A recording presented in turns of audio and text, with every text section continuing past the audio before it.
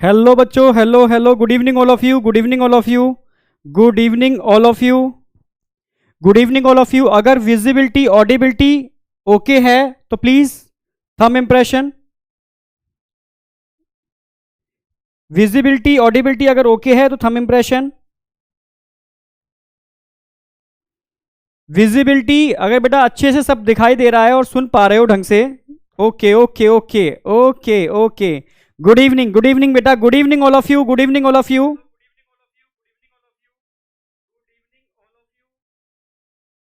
चलो बहुत बढ़िया, बेहतर। तो स्टार्ट करते हैं आज, ठीक है। देखो आज दो काम कर रहे हैं, पहले तो हम पहले रिवीजन कर लेते हैं। आज बहुत बेहतरीन तरीके से हमें, और बहुत समझ रहे हो बेहतरीन टॉपिक है, ठीक है। तो पहले तो हम लास्ट लेक्चर में क्या किया था, लास्ट लेक्चर में हमने एक ओवरऑल इम्यूनिटी की बात की थी, ठीक है। ओवरऑल आज ध्यान रखना, पीवाईक्यूज कराने वाले हैं आज हम, ठीक है। एक दिन पीवाईक्यूज लेंगे, एक दिन एनसीईआरटी, जिससे थोड़ा टाइम मतलब मेंटेन हो जाएगा, तो ही बेहतर तरीके से ले पाएंगे। आज अच्छे से सारे पीवाईक्यू ले लेंगे आज, जितना टॉपिक आज कवर कर रहे हैं। तो आज हम क्या क्या, तो लास्ट लेक्चर में हमने क्या कराया था, लास्ट से भी लास्ट लेके चलते हैं। व्हाट इज इम्यूनिटी, ठीक है, हमारा क्लियर था। फिर बताया था हमने कि अगर इम्यूनिटी को हम डिवाइड करते हैं तो 3 लाइन ऑफ डिफेंस या 2 टाइप में डिवाइड कर सकते हैं, इन्नेट इम्यूनिटी और एक्वायर्ड इम्यूनिटी। इन्नेट इम्यूनिटी बेटा जो बाय बर्थ, ठीक है, गॉड गिफ्ट हमें मिली हुई है, बर्थ होते ही बच्चे को जो प्रोटेक्ट करने में हेल्प करती है, इन्नेट इम्यूनिटी, ठीक है। और एक्वायर्ड इम्यूनिटी मैंने बताया था, जब बेबी एटमॉस्फेयर में आता है तो इन्फेक्शन से जो इम्यूनिटी जनरेट होती है एक्वायर्ड है, या वैक्सीनेशन, आप समझ रहे हो, ये सब किसमें एक्वायर्ड, जो स्पेसिफिक होती है। तो अगर हम बात करते हैं innate immunity non specific, acquired immunity specific होती है, पहली बात समझना मेरी बात। अब इन्नेट को हमने 2 लाइन ऑफ डिफेंस में डिवाइड किया, एक्वायर्ड को हमने 1 लाइन ऑफ डिफेंस में डिवाइड किया। तो इन्नेट को हम फर्स्ट और सेकंड लाइन ऑफ डिफेंस में डिवाइड कर सकते हैं, और एक्वायर्ड को हम थर्ड लाइन ऑफ डिफेंस में डिवाइड कर सकते हैं, ठीक है। अगर हम first second third line of defence की बात करते हैं तो फर्स्ट लाइन ऑफ डिफेंस ध्यान रखना है आपको, नॉन स्पेसिफिक, सबके लिए समान है, पर एक्सटर्नल होता है, बाहरी सुरक्षा, ठीक है। जबकि सेकंड लाइन ऑफ डिफेंस की बात करते हैं, वो भी सबके लिए समान होता है, पर आंतरिक सुरक्षा, समझ रहे ना मेरी बात, यानी इंटरनल प्रोटेक्शन, इंटरनल इम्यूनिटी, ठीक है। जबकि अगर हम बात करते हैं थर्ड लाइन ऑफ डिफेंस, जो समान नहीं होता, मींस स्पेसिफिक होती है, पर्टिकुलर पैथोजन के लिए स्पेसिफिक होती है, वह specific immunity, third line of defence, acquired immunity, ठीक है। पहली बात स्पेसिफिक होती है और इंटरनल होती है, तो एक तो ये क्लियर हो गया।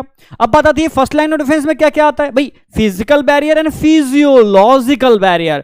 फिजिकल बैरियर के अंदर समझ में आ गया क्या क्या इंक्लूडेड है, हमारी स्किन और हमारी म्यूकस एपिथेलियम, ठीक है, मेम्ब्रेन। और फिजियोलॉजिकल बैरियर में क्या आता है, आप समझ गए, इनके सिक्रेशन, ठीक है, लाइक सलाइवा, लाइक टीयर्स, ठीक है, लाइक HCl इन स्टमक, ये किसमें आ गया, फिजियोलॉजिकल बैरियर, ठीक है।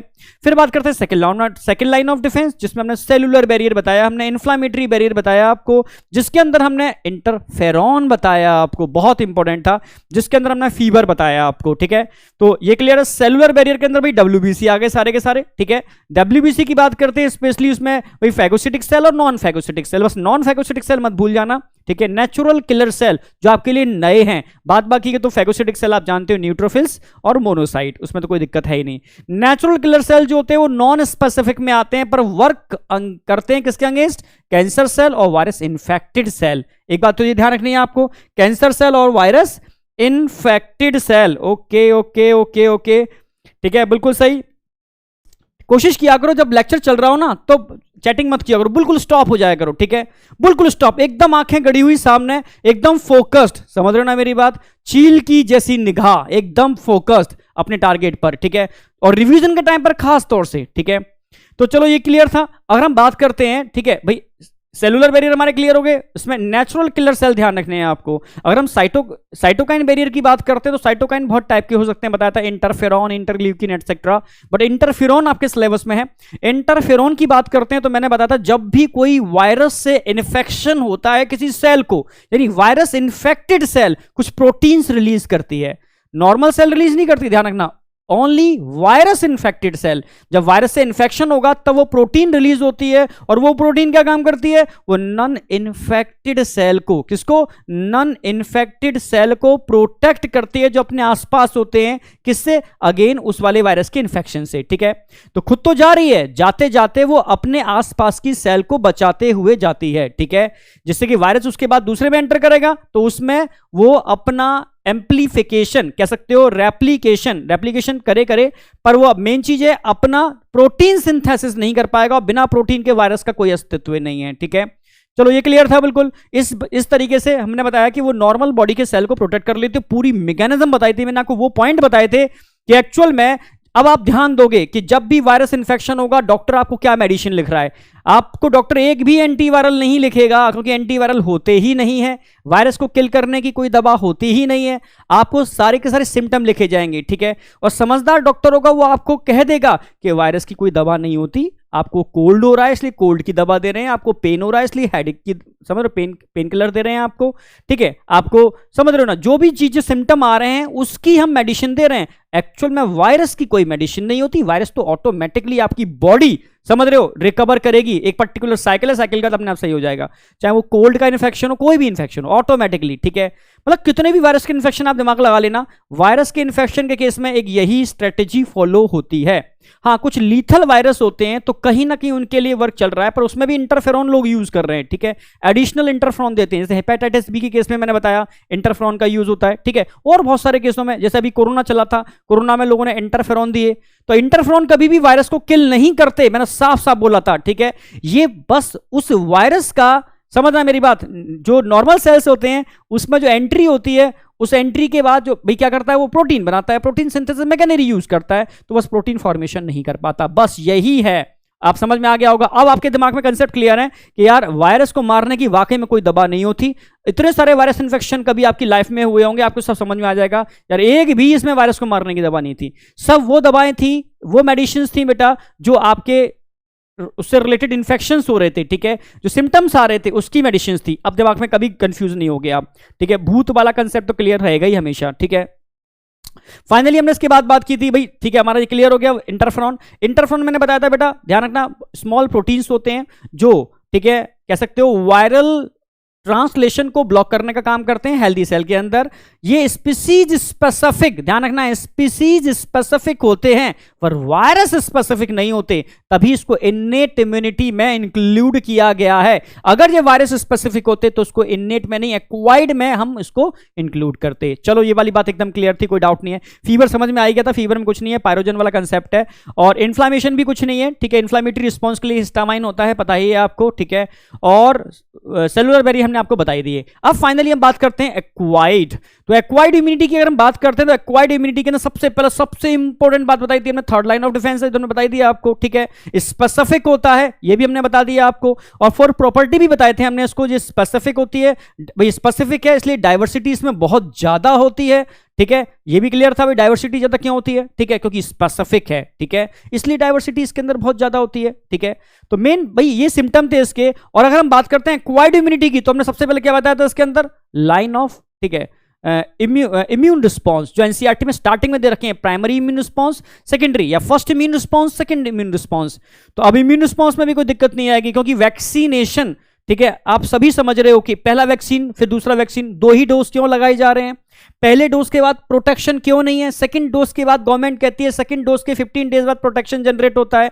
तो सारी बातें अब एकदम क्रिस्टल क्लियर हो रही होंगी, सारी पिक्चर घूम रही होगी, क्यों ऐसा बोला अब समझ में आ गया होगा, क्योंकि सारा खेल इस इम्यून रिस्पॉन्स का है। जब पहला एंटीजन फर्स्ट टाइम बॉडी के संग एनकाउंटर होता है, उसका बॉडी उसको एनकाउंटर करती है फर्स्ट टाइम उस एंटीजन को या पैथोजन को, तब IgM, mainly primary immune response के लिए आईजीएम रिस्पॉन्सिबल होते हैं, सेकेंडरी इम्यून रिस्पॉन्स के लिए आईजीजी। तो आईजीएम पहले बनते हैं, आईजीजी बहुत कम अमाउंट में बाद में बनते हैं। ठीक है, पर दोनों का ही फॉर्मेशन बहुत लो इंटेंसिटी से होता है, प्राइमरी इम्यून रिस्पॉन्स। ठीक है, प्राइमरी इम्यून रिस्पॉन्स में डायरेक्टली लिम्फोसाइट का इन्वॉल्वमेंट होता है, जबकि सेकेंडरी इम्यून रिस्पॉन्स की बात करते हैं तो उसमें मेमोरी सेल का इन्वॉल्वमेंट होता है। ये मत भूल जाना, बहुत बेहतरीन बात बता रहा हूं, मतलब वो गोल्डन लाइंस बता रहा हूं जो पढ़ने के बाद भी कहीं ना कहीं बच्चे डाउट में रहते हैं। तो गोल्डन लाइन समझते जानिए, आपको मेन गोल्डन लाइंस क्या है, ठीक है, किसमें किसका इन्वॉल्वमेंट है। ठीक है, चलो ठीक है, एक बात तो समझ में आ गई किसमें किसका इन्वॉल्वमेंट है, कौन सी इम्यूनिटी मेमोरी बेस्ड है और कौन सी इम्यूनिटी डायरेक्ट लिम्फोसाइट बेस्ड है। तो इसमें एकदम क्लियर है, फर्स्ट और सेकंड इम्यून रिस्पॉन्स। ठीक है, सेकंड इम्यून रिस्पॉन्स में बताया था सेम एंटीजन। ठीक है, जब सेकंड टाइम बॉडी के संग एनकाउंटर होता है, उसका बॉडी उसको एनकाउंटर करती है, बस तब मेमोरी सेल का इन्वॉल्वमेंट होगा। और मेमोरी सेल का जब इन्वॉल्वमेंट होगा तो समझ जाना क्या, क्योंकि मेमोरी सेल का इन्वॉल्वमेंट है तो क्विक फास्ट काम होगा, क्विक फास्ट रिस्पॉन्स आएगा इसका, और बूस्टिंग तरीके से आईजीजी का फॉर्मेशन होता है। तो IgG mainly secondary immune response के लिए रिस्पॉन्सिबल होते हैं और IgM mainly primary immune response के लिए रिस्पॉन्सिबल होते हैं। चलो एकदम क्लियर था। और बूस्टिंग तरीके से यानी बहुत कह सकते हो हाई इंटेंसिटी के साथ एंटीबॉडी का फॉर्मेशन होता है। तो यहां तक तो कोई डाउट होना नहीं चाहिए, प्राइमरी और सेकेंडरी इम्यून रिस्पॉन्स तक। ठीक है, तो बताओ यहां तक कोई डाउट है प्राइमरी और सेकेंडरी इम्यून रिस्पॉन्स के अंदर? प्राइमरी और सेकेंडरी इम्यून रिस्पॉन्स में कोई भी डाउट हो बेटा? बिल्कुल, बी लिम्फोसाइट डिवाइड करते हैं, ये मैं आज कराने वाला हूं, बहुत बेहतरीन तरीके से कराने वाला हूं कैसे होता है। ठीक है, एकदम बहुत बेहतरीन तरीके से, टेंशन मत करो, हर चीज एकदम क्रिस्टल क्लियर करूंगा, हर चीज क्रिस्टल क्लियर होगी आपकी। अर्जुना नीट दे दो क्या बेटा? बायोफिलिक केमिस्ट बच्चे ने अपना नाम रखा है, अर्जुना नीट दे दो, मतलब क्या कहना चाह रहे हो बेटा? क्रिस्टल क्लियर, ठीक है। माइक तो बेटा ठीक है मेरा, कोई दिक्कत नहीं होनी चाहिए। बिल्कुल, आईजीएम बूस्टिंग तरीके से बढ़ती हैं, ठीक है, सॉरी आईजीजी बूस्टिंग तरीके से बढ़ती हैं आईजीएम से, बिल्कुल सही। Okay okay okay,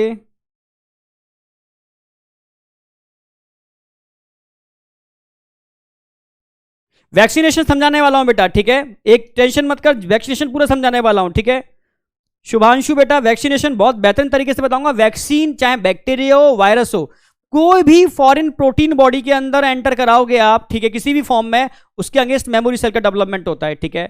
memory cell, समझ रहे हो ना मेरी बात? और मेमोरी सेल एंटीबॉडी प्रोड्यूस करते हैं, और एंटीबॉडी, ठीक है, वायरस बैक्टीरिया सबसे आपको प्रोटेक्ट करते हैं, यानी उसका इंटरेक्शन रोक देते हैं, ठीक है। वो बॉडी का इम्यून सिस्टम हुआ, ठीक है, बॉडी का इम्यून सिस्टम वायरस बैक्टीरिया को मार लेगा, ठीक है, पर बाहर से वायरस बैक्टीरिया को नहीं मारा जा सकता, ठीक है। मारने का मतलब है उसकी ग्रोथ को रोकेगा, सीधी सी बात है, ठीक है। बैक्टीरिया तो डायरेक्टली किल किए जा सकते हैं। Okay okay okay, diamond clear, अब तो कोहिनूर भी क्लियर होने लगा, बहुत सही। चलो ठीक है, यहां तक तो कोई डाउट है नहीं। सर नोट्स भी दीजिए, नोट्स तो बेटा हम दे रहे हैं ना आपको, आपको सारे पीडीएफ फॉर्म में नोट्स मिल रहे हैं, नोट्स आपको मिल रहे हैं बेटा, जो हम नोट्स बनवा रहे हैं वो बेहतरीन नोट्स हैं। और कौन से नोट्स चाहिए आपको? ऑलरेडी मैं एक एक नोट्स बनवा रहा हूं, इससे बेहतर नोट्स क्या हो सकते हैं जो मेरे हाथ से बने हुए हैं? हाँ, अगर किसी बच्चे के प्रिंटेड नोट्स चाहिए तो मैं आपको मतलब बच्चे से लेकर के वो प्रिंटेड आपको कॉपी दे दूंगा, ठीक है। पर अगर आपको एडिशनल नोट्स चाहिए तो वो कचड़ा है आपके लिए। ये सब जो मैं दे रहा हूं ना, ये एकदम फिल्टर्ड मटेरियल है, जो दे रहा हूं वो ऑलरेडी फिल्टर्ड मटेरियल है, ठीक है। फिर मेरे पढ़ाने का मतलब तभी है जब आपको फिल्टर्ड मटेरियल मिले। अगर मैं बहुत ही ज्यादा आपको थ्योरी देना चालू कर दूंगा तो मतलब नहीं है। थ्योरी पढ़ने का टाइम, डायग्राम, फ्लो डायग्राम, ठीक है, और कंसेप्ट दिमाग में सेट रखो, ठीक है। तो स्टार्ट करते हैं बेटा। तो आज हमारा गोल है, वही एक्वायर्ड इम्यूनिटी हमारी चल रही थी, ठीक है। एक्वायर्ड इम्यूनिटी में हमने एंटीजन और एंटीबॉडी समझ लिया था, वो बताता हूं मैं अभी, ठीक है। और आप टाइप्स ऑफ एंटीबॉडी चल करके हम आगे बढ़ते हैं, ठीक है। एक्टिव पैसिव इम्यूनिटी हमारा टारगेट है और एलर्जी हमारा टारगेट है, ठीक है। कल हमने लास्ट में बात की थी भाई एक्वायर्ड इम्यूनिटी किस पर बेस्ड है, आप बोलोगे एंटीजन एंटीबॉडी इंटरेक्शन पर। तो सबसे पहले बात की थी हमने एंटीजन क्या होता है भाई, 4 प्रॉपर्टी याद रखनी है आपको। 4 प्रॉपर्टी में मॉलिक्यूलर वेट कितना होना चाहिए भाई, ये जो बातें बता रहा हूं ना ये बहुत मतलब आपकी नॉर्मल बुकों में तो नहीं होंगी, ठीक है। और ये वो बातें हैं जो नीट में कंसेप्चुअल क्वेश्चन, जब तक ये सब तभी तो मतलब आप बस समझो कि कंसेप्ट को सुधार रहा हूं बस आपका, और कुछ भी नहीं, कंसेप्ट बेहतरीन कर रहा हूं बस, यही मेरा एक टारगेट है, ठीक है। तभी तो एंटीजन हम एक लाइन में बोल सकते हैं, कोई भी बाहर का पार्टिकल एंटीजन है। कैसे एक्सप्लेन हो जाएगा? अब जहां हम हार्मोन की बात करते हैं तो बच्चे के दिमाग में कंफ्यूजन क्या आएगा, सर हार्मोन हम दे सकते हैं, तो आप मतलब समझ, अगर हम नॉर्मल तरीके से पढ़ाऊंगा ना मैं आपको, तो आप कंफ्यूजन के सागर में गोते लगाओगे, ठीक है। तो जो पैटर्न लेके चल रहा हूं ना वो बहुत खतरनाक पैटर्न है, मतलब एम्स की टॉप रैंक निकालने वाले पैटर्न है जो उस समय हमने बात कर रहे हैं। तो बस इसको फॉलो करना, ठीक है। तो अगर लेवल मेंटेन करते हो, अगर आपका लो लेवल भी है तब भी आपको यही मेंटेन करना पड़ेगा एक परफॉर्मेंस देने के लिए, क्योंकि रटने से सिलेक्शन तो नहीं होगा, पॉसिबल नहीं है, ठीक है, क्योंकि इतना भाई ब्रेन है, अभी कितना रटोगे, ठीक है। तो सीधी सी बात है, एंटीजन के लिए 4 बातें ध्यान रखनी है। फॉरेन फॉर्म, भाई बॉडी के लिए क्या हो, फॉरेन पार्टिकल का काम करे, मॉलिक्यूलर वेट 10,000 डाल्टन या मोर देन 10,000 डाल्टन, इससे कम का है तो एंटीजन की तरह बिहेव नहीं करेगा, ठीक है। और 2 बातें बताई थी मैंने, एंटीजेनेसिटी एंड इम्यूनोजेनेसिटी। एंटीजेनेसिटी यानी एंटीजन एंटीबॉडी इंटरैक्शन, इम्यूनो मतलब इम्यूनोग्लोबुलिन, ठीक है। इम्यूनोजेनेसिटी जिसके अंदर इम्यूनोग्लोबुलिन का फॉर्मेशन होता है, यानी ऐसी इम्यूनिटी जो इम्यूनोग्लोबुलिन फॉर्मेशन को इंड्यूस करती है, इम्यूनोजेनेसिटी। एकदम क्लियर है। एंटीजेनेसिटी एंड इम्यूनोजेनेसिटी, ये प्रॉपर्टी अगर है तो सही मायने में एंटीजन है, नहीं तो वो एंटीजन नहीं है, ठीक है। भाई कार्बोहाइड्रेट भी एंटीजन होते हैं, प्रोटीन भी एंटीजन होते हैं, पर बेहतर एंटीजन कार्बोहाइड्रेट प्रोटीन ही होते हैं, ठीक है। हाँ, अब आप दिमाग में आएगा सर क्या न्यूक्लिक एसिड एंटीजन हो सकते हैं क्या सर, ठीक है, लिपिड एंटीजन हो सकते हैं, पर मतलब समझ रहे हो ना, बहुत लो टाइप के, ठीक है। पर मेन जो एंटीजेनेसिटी शो करते हैं, इम्यूनोजेनिसिटी शो करते हैं, वो क्या होते हैं, कार्बोहाइड्रेट और प्रोटीन। बेहतरीन एंटीजन कार्बोहाइड्रेट और प्रोटीन ही हो सकते हैं, ठीक है।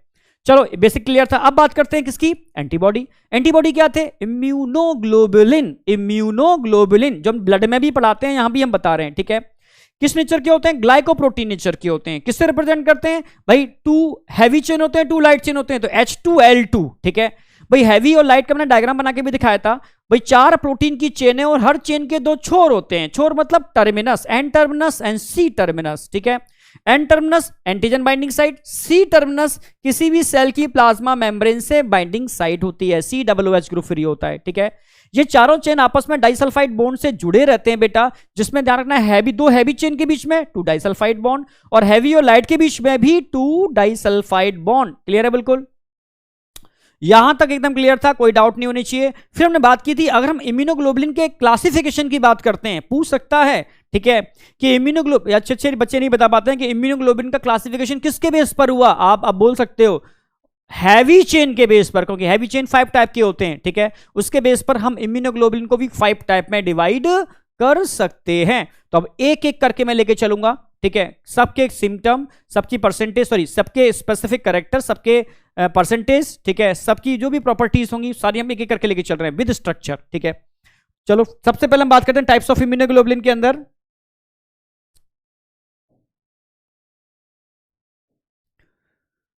Number 1 IG. हाँ देखो, हमने ये भी बताया था मैक्सिमम बॉडी में कौन से होते हैं, मैक्सिमम क्वेश्चन यही पूछा गया है, मैक्सिमम आईजीजी, 80% आईजीजी होते हैं। तो हम सब जगह रिड्यूसिंग ऑर्डर में लिखेंगे, सिर्फ दिमाग में जिंदगी भर सेट ही रहे, रिड्यूसिंग ऑर्डर ये है, ठीक है। रिड्यूसिंग ऑर्डर ही फॉलो करने वाले हैं। तो हम सबसे पहले नंबर 1 लिखने वाले हैं आईजी जी। जी क्यों बोला हमने इसके अंदर, क्योंकि यहां पर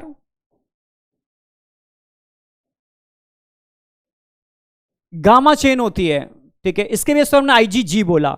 अब आईजीजी की अगर बात करते हैं बेटा, तो इसकी हमने कुछ प्रॉपर्टीज बताए थे आपको। नंबर 1,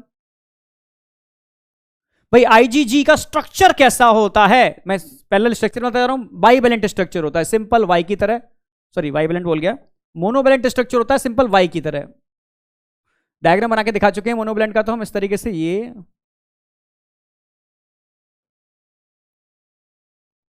ठीक है, ये एंटीजन बाइंडिंग साइट्स हो गए, ठीक है।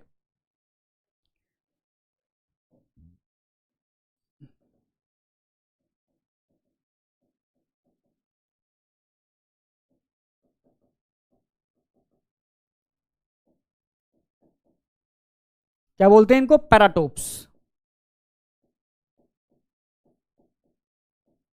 तो नंबर ऑफ पैराटोप्स कितने होंगे, 1 और 2।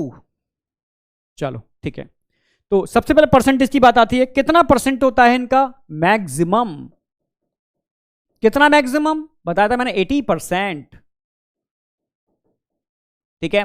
दूसरी प्रॉपर्टी ध्यान रखनी है इसकी, क्या, स्ट्रक्चर कैसा होता है, सबसे स्मॉलेस्ट होते हैं बेटा, ठीक है, इसीलिए प्लेसेंटा को भी क्रॉस करने में कैपेबल होते हैं, स्मॉलेस्ट है इसलिए, ठीक है।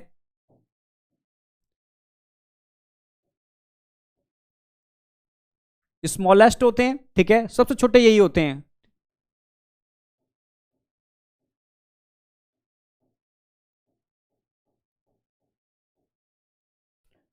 मदर से फीटस में एंटर कर जाते हैं, यही अकेले ऐसे हैं जो क्रॉस द प्लेसेंटा, प्लेसेंटा को क्रॉस करने में कैपेबल हैं, मदर टू फीटस में एंटर करने के लिए कैपेबल हैं। यही जब भी एंटर करेंगे फीटस में तो यही एंटीबॉडी होंगे।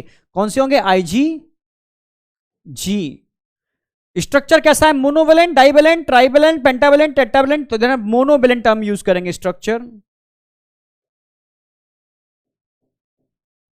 मोनोवेलेंट।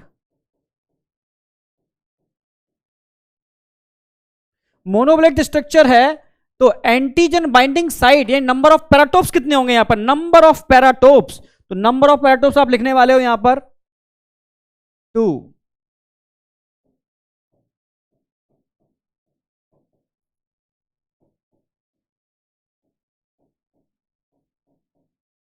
ये सब क्वेश्चन पूछे जाएंगे इस तरीके से। 2, 1 एंड 2 दिखाई दिए मैंने। आप एक क्वेश्चन और बनता है, ये प्राइमरी इम्यून रिस्पॉन्स के लिए रिस्पॉन्सिबल होते हैं या सेकेंडरी इम्यून रिस्पॉन्स? समझ जाना।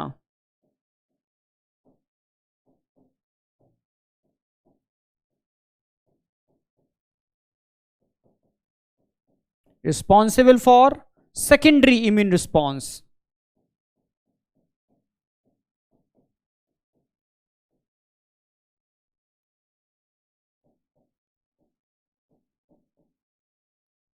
चलो सारे पॉइंट क्लियर हो गए भाई। मैक्सिमम नंबर इनका होता है, सबसे छोटे होते हैं, आसानी से प्लेसेंटा को क्रॉस कर जाते हैं। स्ट्रक्चर देखोगे तो मोनोवेलेंट है, नंबर ऑफ पैराटोप्स देखोगे 1 एंड 2 है, और ठीक है responsible for second immune response. तो सेकेंड इम्यून रिस्पॉन्स के लिए रिस्पॉन्सिबल होते हैं। मोस्टली मिलते कहां हैं? सीरम में मैक्सिमम यही देखने को मिलते हैं। ठीक है,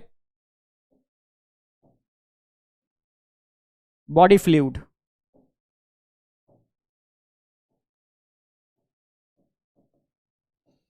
प्रेजेंट इन बॉडी फ्लूइड। बस ये सारे पॉइंट ध्यान रखने हैं आपको।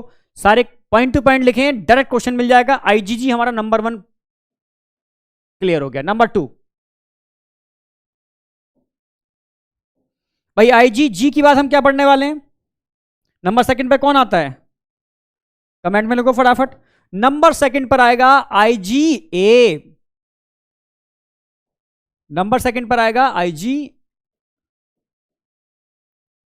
ए। आपको याद तो होंगे ना सारे के सारे? देखो क्या लिख रहे हो भाई, बहुत बढ़िया। आईजीए बेहतरीन, याद है। IgA immunoglobulin A. ए क्यों बोलते हैं? क्योंकि यहां पर होती है अल्फा चेन। अल्फा चेन है, heavy chain alpha, so it is called IgA. Number 2। अब आईजीए की बात करते हैं, कर लेते हैं चलो भाई आईजीए की बात भी। आईजीए की बात करते हैं तो नंबर 1 पॉइंट ध्यान रखना आईजीए का, परसेंटेज कितना होता है। ठीक है, नंबर 2 बिल्कुल वैसे फॉलो करेंगे, सब लिखा था हमने। ठीक है, तो परसेंटेज लिखते हैं पहले, तो कितना परसेंटेज है इनका? ठीक है, कंपेरेटिव कम होते हैं, लगभग 10 to 15%, 10 to 15% पहला। ठीक है, तो मिनिमम तो नहीं बोलेंगे, मिनिमम तो आईजीई होते हैं, मैक्सिमम मिनिमम तो ध्यान रखना है आपको। ठीक है, पर खास बात है स्ट्रक्चर अगर देखोगे, ठीक है स्ट्रक्चर देखोगे तो खास बात है इसका बाइवेलेंट स्ट्रक्चर होता है।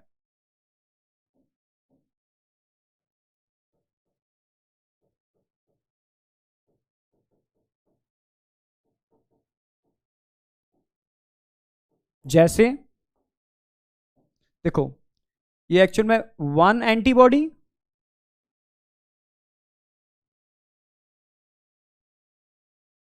एंड अगेन एक और antibody, heavy chain light chain, heavy chain light chain. ये ऐसे 2 एंटीबॉडी होते हैं, इनके मिलने से बनते हैं, और यहां पर इनको जोड़ने के लिए एक चेन होती है, खास टाइप की चेन, इसको जे चेन बोलते हैं। ठीक है, इनसे जुड़े होते हैं। ये हो गया आईजीए का स्ट्रक्चर, बाइवेलेंट है, और बाइवेलेंट है तो नंबर ऑफ पैराटोप्स कितने होंगे? 1 2 3 4, यानी एंटीजन बाइंडिंग साइट्स कितनी होती है इसके पास? 4। ठीक है, तो बाइवेलेंट स्ट्रक्चर हो गया।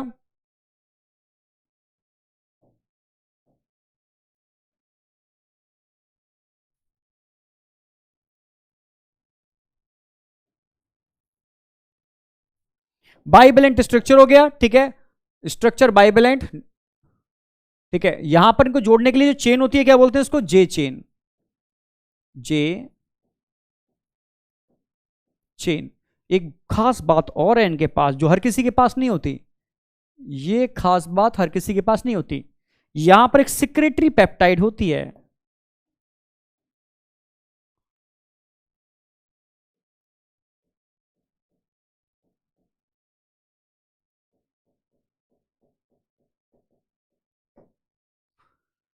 समझाता हूं।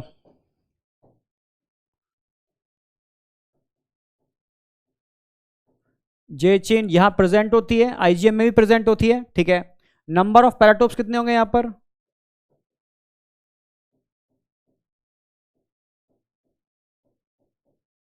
4 होंगे, ठीक है। सिक्रेटरी पेप्टाइड प्रेजेंट होती है यहां पर।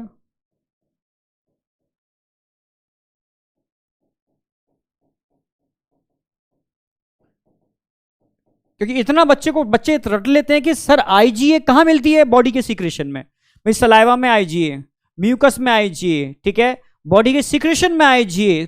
तो भी आईजीए सीक्रेशन में क्यों होती है, ठीक है, समझना मेरी बात। मदर का जो मिल्क होता है, फर्स्ट मिल्क कोलेस्ट्रम, उसमें आईजीए, वहां पर भी सीक्रेट हो रही है।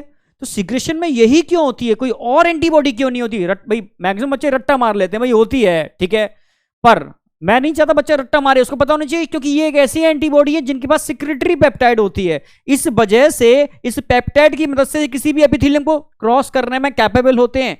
समझ रहे हो ना? So it is called secretory antibody, क्योंकि सिक्रेशन में देखने को मिलते हैं, क्योंकि इनके पास सिक्रेटरी पेप्टाइड होती है, ठीक है। तो कहां मिलते हैं?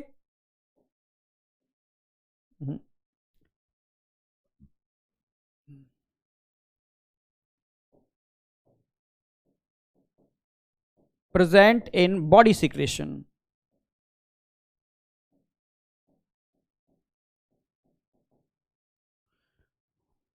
जैसे फर्स्ट मिल्क कोलेस्ट्रम, ठीक है। जैसे और क्या करता है colostrum first milk? Passive immunization. जाता हूं अभी इसको भी।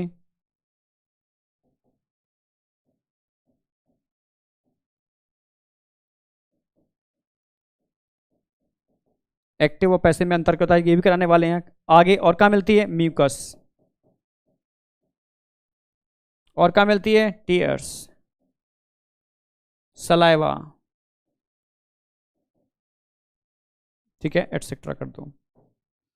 देखो बॉडी सिक्रेशन में भाई मैंने बताया म्यूकस के अंदर कौन से एंटीबॉडी होते हैं? आप बोलोगे आईजीए होते हैं, ठीक है। सलाइवा में कौन से होते हैं? आईजीए होते हैं। हाँ, टीयर्स का केस है, ठीक है, कुछ बुक्स लिखती हैं टीयर्स का केस, कुछ बुक्सों में नहीं भी लिखा हुआ। एक एडिशनल पॉइंट है, आप चाहो ऐड कर सकते हो उसको, ठीक है। पर म्यूकस में और, ठीक है, म्यूकस क्या मतलब, मैं सब बाहर की बुक की बता रहा हूं, आपके लेवल की बुक की नहीं, ठीक है।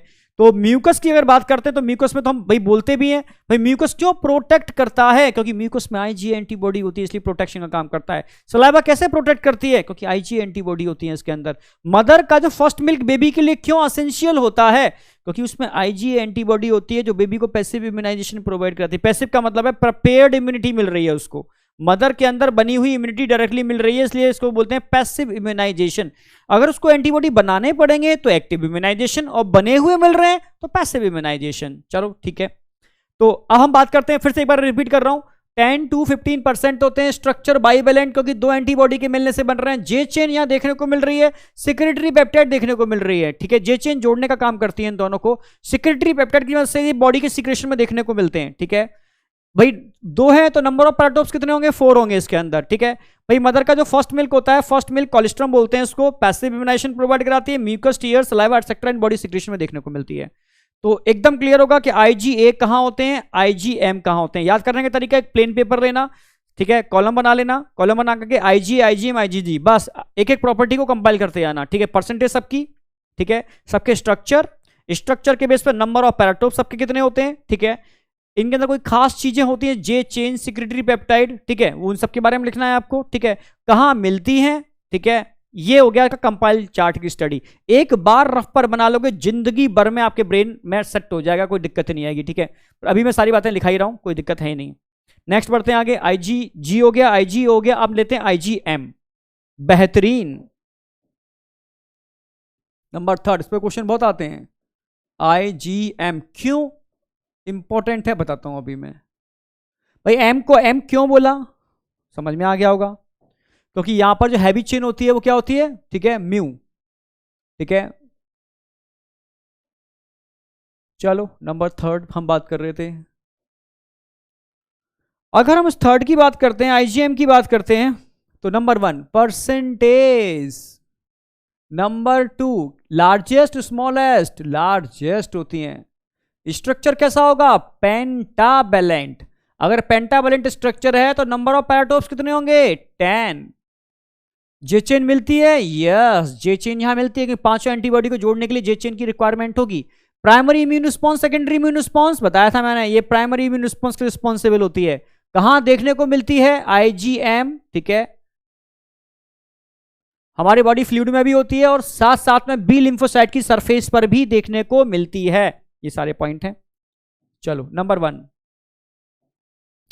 परसेंटेज, ठीक है, अप्रोक्सीमेटली 5 to 10%। स्ट्रक्चर कैसा होगा, ठीक है, इसका पेंटावेलेंट स्ट्रक्चर होगा।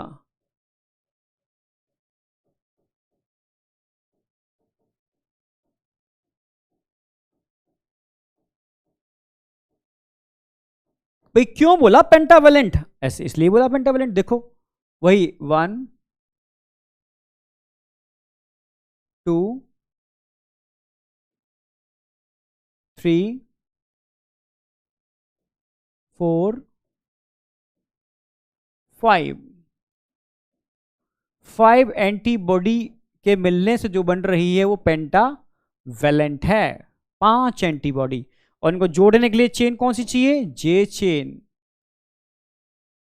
ठीक है, ये खास बात है। ठीक है, तो नंबर ऑफ पैराटोप्स कितने होंगे, 1 2 3 4 5 6 7 8 9 10, टोटल 10 पैराटोप्स देखने को मिलेंगे। ठीक है, चलो स्ट्रक्चर पेंटावेलेंट आपके सामने है, जे चेन यहां प्रेजेंट होगी, नंबर ऑफ पैराटोप्स,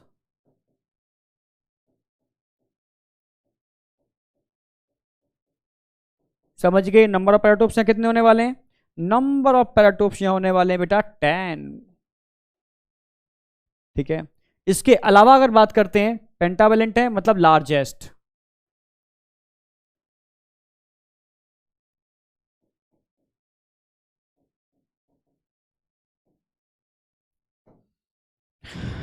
ठीक है, फर्स्ट इम्यून रिस्पॉन्स के लिए, second immune response responsible for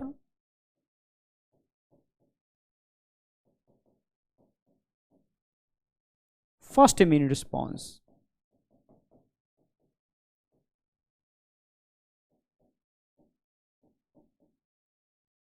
चलो कहां मिलती है, present in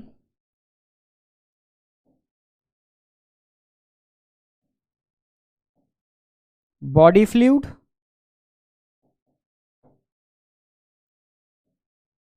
also present on outer surface of B lymphocyte, यहां पर भी देखने को मिल जाती है। ठीक है, चलो वैसे तो मैं एक ही स्लाइड में सारे लिख सकता था, ठीक है, पर आपको साफ साफ देखिए, क्योंकि मैं छोटा लिखता तो आप कहते नहीं नहीं सर ठीक है बड़ा करो, तो फिर पॉइंट 4 हैं, ठीक है, आप लिखोगे जरा से में आ जाएंगे। ठीक है, बट स्लाइड पूरी यूज कर रहा हूं मैं, इसे प्रॉपर समझ में आए आपको। ठीक है, अब बच्चे दो ये एक साथ आ जाएंगे, आईजी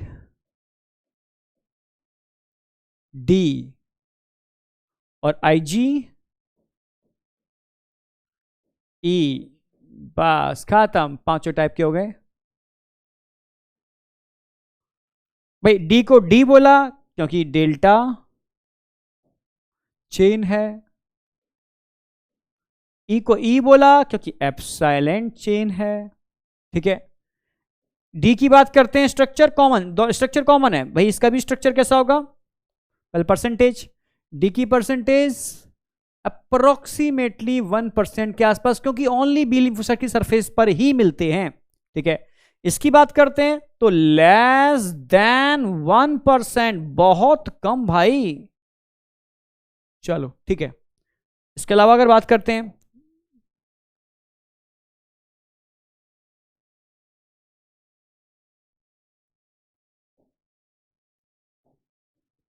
स्ट्रक्चर सिंपल मोनोवेलेंट।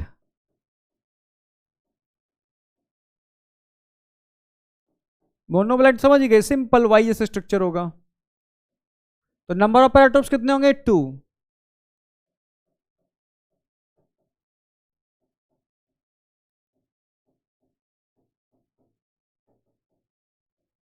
कहां मिलते हैं?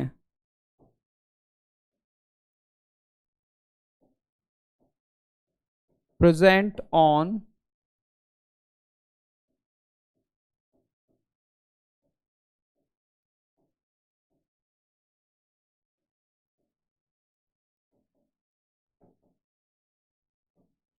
अगर आपसे देखो पूछेगा कि which of the following antibody present on outer surface of B lymphocyte, option में बी भी दे रखा, ऑप्शन में आईजीडी भी दे रखा है और आईजीएम भी दे रखा है, तो एक लगाना है अगर क्वेश्चन तो आईजीडी लगा के आओगे, क्योंकि स्पेसिफिकली ये ही मिलते हैं, आईजीएम बहुत कम मिलते हैं, ठीक है।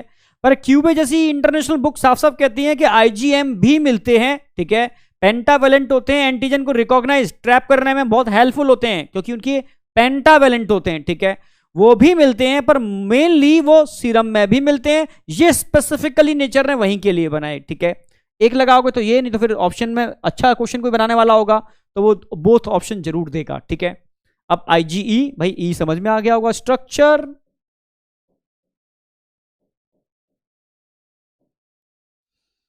मोनो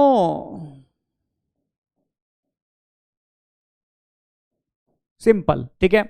दूसरा नंबर ऑफ पैराटॉप्स वही,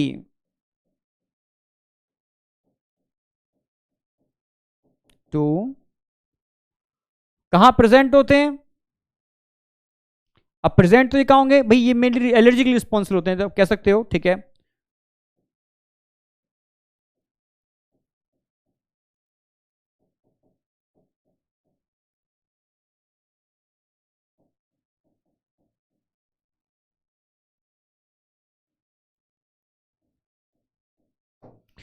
ये एलर्जी के लिए रिस्पॉन्सिबल होते हैं, बस ये ध्यान रखना है, इसके लिए एलर्जी के लिए रिस्पॉन्सिबल फॉर एलर्जी।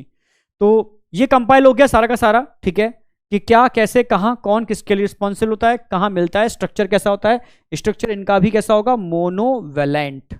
ये हो गए टाइप्स ऑफ एंटीबॉडी, बहुत इंपॉर्टेंट थे, परसेंटेज में लिख दिए, मिनिमम सबसे कम यही होते हैं, मैक्सिमम और मिनिमम दोनों लास्ट में आगे रिड्यूसिंग ऑर्डर में लिखे जैसे कि आपके याद भी रहे। अब बताओ सारे सारे एंटीबॉडी क्लियर हुए या नहीं हुए? एंटीबॉडी लार्जेस्ट इन साइज, बिल्कुल लार्जेस्ट इन साइज कौन से होते हैं? आईजीएम, पेंटावेलेंट, ठीक है।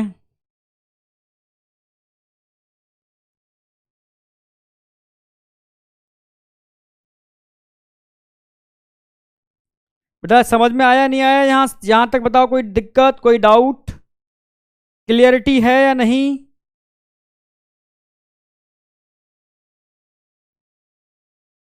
केमिकल नेचर, भाई एंटीबॉडी का जो नेचर होता है ग्लाइकोप्रोटीन नेचर के होते हैं, लिखा चुका हूं कल ही मैं, glycoprotein in nature,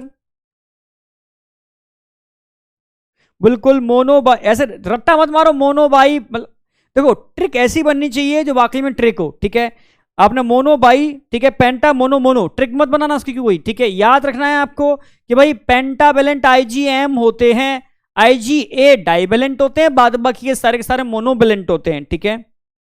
clear clear clear, एकदम क्लियर एकदम क्लियर, चलो ठीक है, ऑल क्लियर। चलो अब आगे बढ़ते हैं, तो टाइप्स ऑफ एंटीबॉडी हमारे क्लियर हो गए, ठीक है। अब हम बात करते हैं टाइप्स ऑफ एक्वायर्ड इम्यूनिटी। इसको दो पार्ट में डिवाइड कर सकते हैं क्योंकि मेमोरी बेस्ड होती है, बता चुका हूं मैं आपको, ठीक है।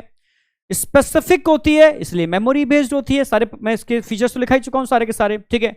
इसको दो पार्ट में डिवाइड कर सकते हो, किस किस में, ठीक है। आप बोलोगे B lymphocyte based immunity and T lymphocyte based immunity, क्योंकि लिम्फोसाइट बेस्ड होती है, ठीक है।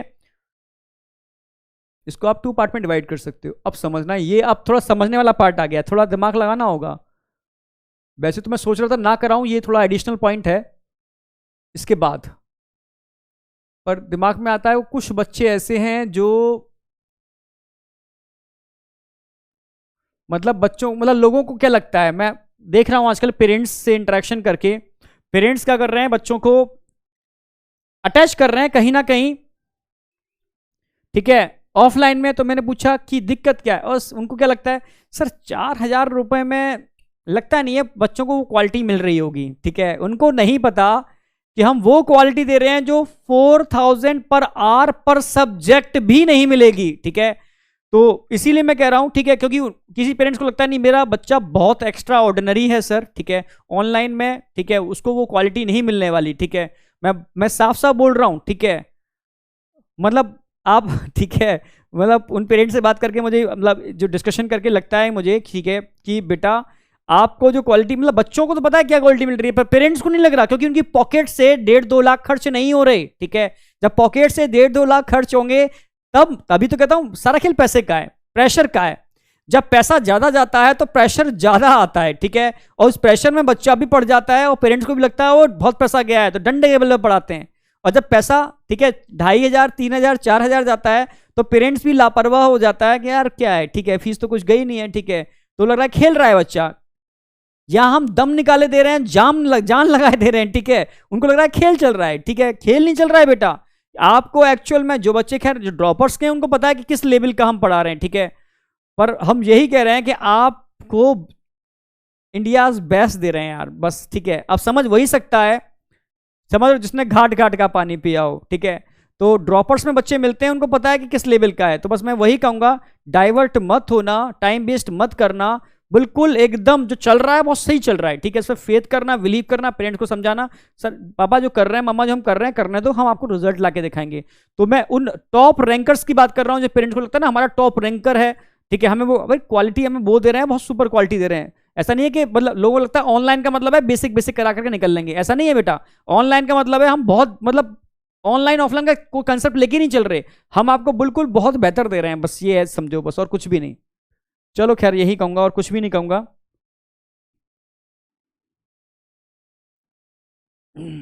ओके, चलो, क्लियर है, क्लियर है, क्लियर है, ओके। तो टाइप्स ऑफ एक्वायर्ड इम्यूनिटी, इसको दो पार्ट में डिवाइड कर सकते हो, ठीक है भाई। मैंने कहा लिम्फोसाइड बेस्ड होती है, तो बी लिम्फोसाइड और टी लिम्फोसाइड।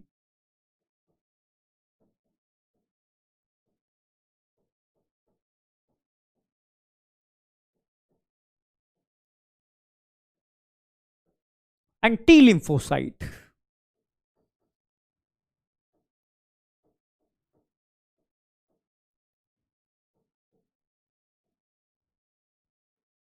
अब समझना, अगर मैं बी लिम्फोसाइड बेस्ड इम्यूनिटी की बात करता हूं, ठीक है, इसको हम क्या क्या टर्म यूज कर सकते हैं, ठीक है।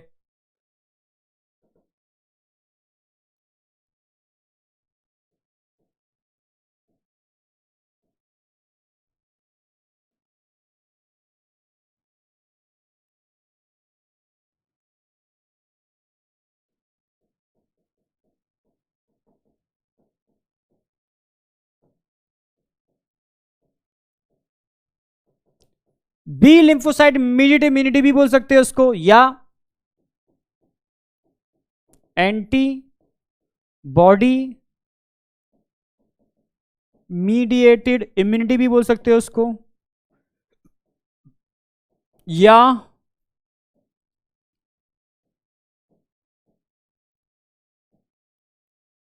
हिमोरल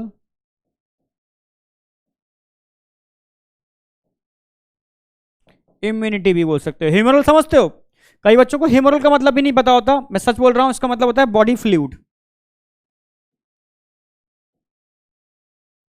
मतलब ऐसी इम्यूनिटी जो बॉडी फ्लूइड बेस्ड है, क्योंकि एंटीबॉडी बॉडी फ्लूइड में देखने को मिलते हैं, ठीक है।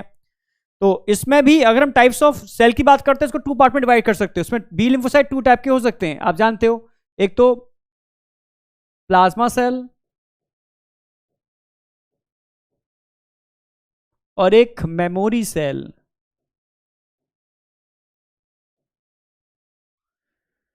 जबकि अगर मैं टी लिम्फोसाइट की बात करता हूं तो जिसकी जो इम्यूनिटी बनती है उसको क्या क्या बोल सकते हैं पहले समझ लो। इसको बोलते हैं सीएमआई, सेल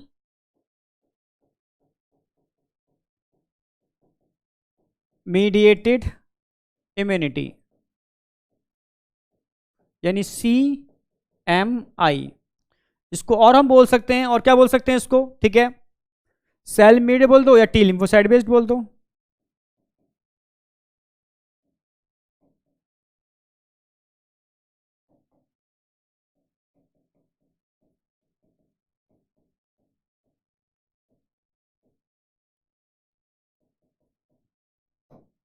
अगर हम टी लिम्फोसाइट की बात करते हैं तो इसको कुछ पार्ट में डिवाइड कर सकते हो आप, जैसे टाइप्स की बात कर रहे हैं, टी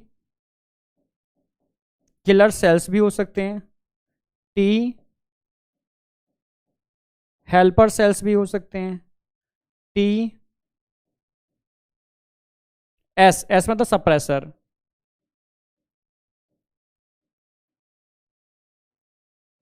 सप्रेसर सेल्स भी हो सकते हैं, टी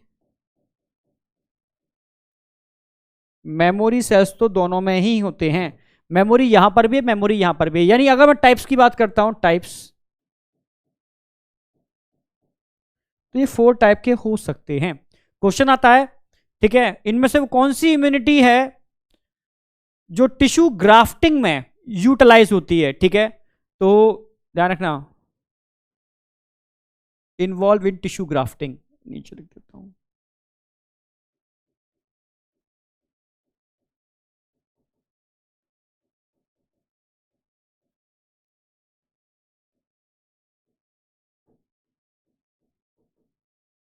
टिश्यू ग्राफ्टिंग में जो इन्वॉल्व होती है वो कौन होती है, सीएमआई। ध्यान रखना है आपको, ये बहुत क्वेश्चन पूछा जाता है, मैं आगे भी लिखाऊंगा अलग से, इसका हेडिंग डलवा करके अलग समझाऊंगा।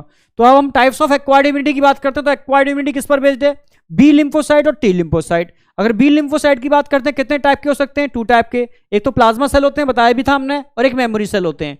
टी लिम्फोसाइट कितने टाइप के हो सकते हैं, 4 टाइप के, ठीक है, कितने टाइप, 4 टाइप।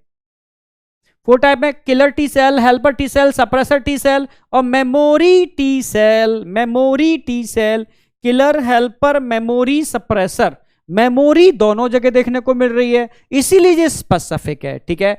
इसको हम सेल मीडिएटेड इम्यूनिटी भी बोल सकते हैं, इसको हम टी लिम्फोसाइट मीडिएटेड इम्यूनिटी भी बोल सकते हैं, इसको हम बी लिम्फोसाइट या एंटीबॉडी, क्योंकि एंटीबॉडी का फॉर्मेशन होता है, और इसको ह्यूमोरल, क्योंकि एंटीबॉडी बॉडी फ्लूइड में होते हैं, सो it is called humoral immunity, ठीक है, बॉडी फ्लूइड बेस्ड इम्यूनिटी, ठीक है।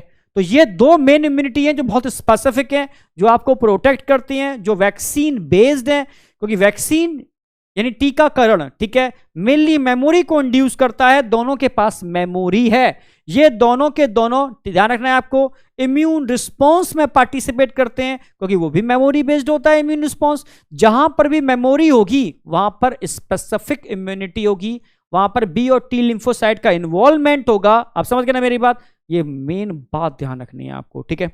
चलो टाइप्स ऑफ, अब आप चाहो तो, ये तो एनसीईआरटी में दे रखा है, इतना करा दिया मैंने, बी और टी को थोड़ा डिटेल में कराना चाहूं कि किस तरीके से बनते हैं, क्या करते हैं, क्या मैकेनिज्म है। जैसे मैं एक हिंट दे रहा हूं आपको, जैसे हम बात करते हैं हेमोरल इम्यूनिटी, ये तो समझ में आ जाएगी आपको।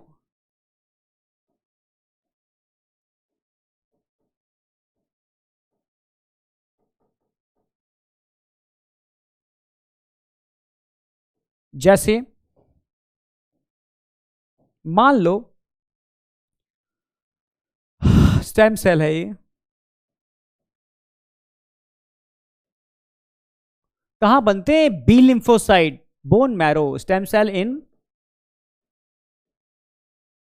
बोन मैरो, ठीक है। अब स्टेम सेल से बनते हैं सबसे पहले इमैच्योर बी लिम्फोसाइट। कैसे पहचानोगे इमैच्योर है ये मैच्योर है, बताता हूं, बस सिंपल बन गई, इसकी सरफेस पर कुछ भी नहीं है, ये मैच्योर है, ठीक है। आगे क्या हो गया, मैच्योरेशन कैसे होगा,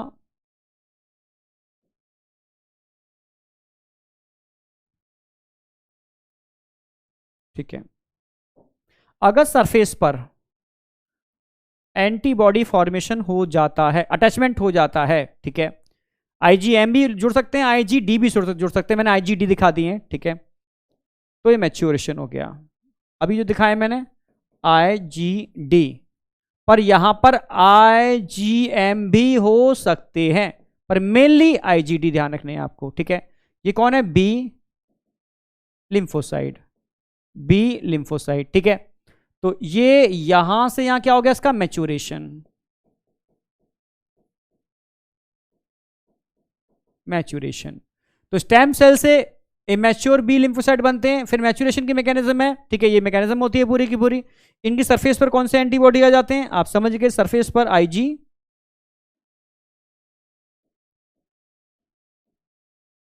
डी आईजीएम हो सकते हैं। अगर बॉडी में कोई भी फॉरेन पार्टिकल एंटर करता है, बॉडी में कोई भी बाहरी तत्व फॉरेन पार्टिकल एंटर करता है, तो ट्रैप करने के लिए कौन रिस्पॉन्सिबल होगा? ये एंटीजन है, एंटीजन की एंट्री, यही भी लिम्फोसाइट। और ट्रैप करते ही इनका सेल डिवीजन स्टार्ट होता है और 1 से 2 सेल बन जाते हैं।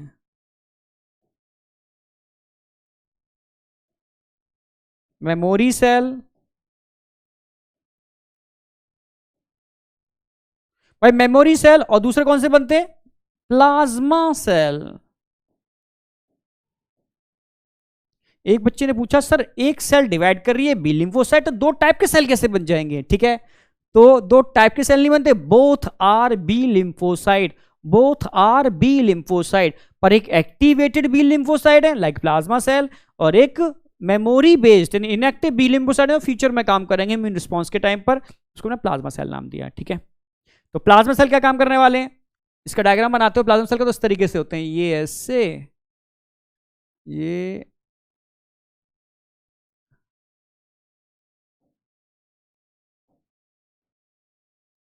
न्यूक्लियस हो गया, एंडोप्लाज्मिक रेटिकुलम हो गई, और ये क्या प्रोड्यूस करने वाले हैं? ये प्रोड्यूस करने वाले हैं antibody, is responsible for formation of antibody. ये बनना चालू हो गए एंटीबॉडी, और ये एंटीबॉडी आपको प्रोटेक्ट करेंगे। जब भी कोई एंटीजन एंटर करेगा उससे प्रोटेक्शन ये एंटीबॉडी करेंगे। ठीक है, कौन? ठीक है, ये किसके? Antigen antibody interaction.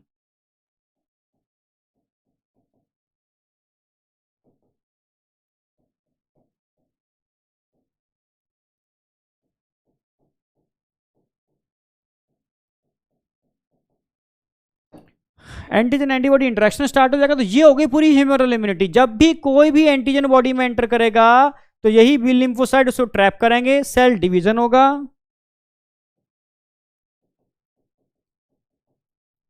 एक एक्टिव बी लिम्फोसाइट बनेंगे, एक इनएक्टिव बी लिम्फोसाइट बनेंगे, प्लाज्मा और मेमोरी। प्लाज्मा तुरंत ही कन्वर्ट होकर क्या बना देंगे? एंटीबॉडी, और जो एंटीजन से इंटरैक्ट कर करके उनको न्यूट्रल करेंगे, समझ रहे हो, उनके इंटरेक्शन को रोकेंगे अदर प्रोटीन से। ठीक है, तो उनका इफेक्ट खत्म हो गया, उसको न्यूट्रल करके या किसी को किल करके, बहुत सारे पैटर्न है इसके, ऑप्सोनाइजेशन करके, एक्सपाइज, बहुत सारे तरीके हैं। एक तरीके से समझ गए होगा ना मेरी बात, उसके इंटरेक्शन, इनके इंटरेक्शन से उसकी जो भी पैथोजेनेसिटी होगी वो सप्रेस हो जाएगी। ठीक है, तो इस पूरे सिस्टम को बोलते हैं ह्यूमरल इम्यूनिटी। यहां तक समझ में आया है? नहीं आया? ह्यूमरल इम्यूनिटी, कोई डाउट बेटा?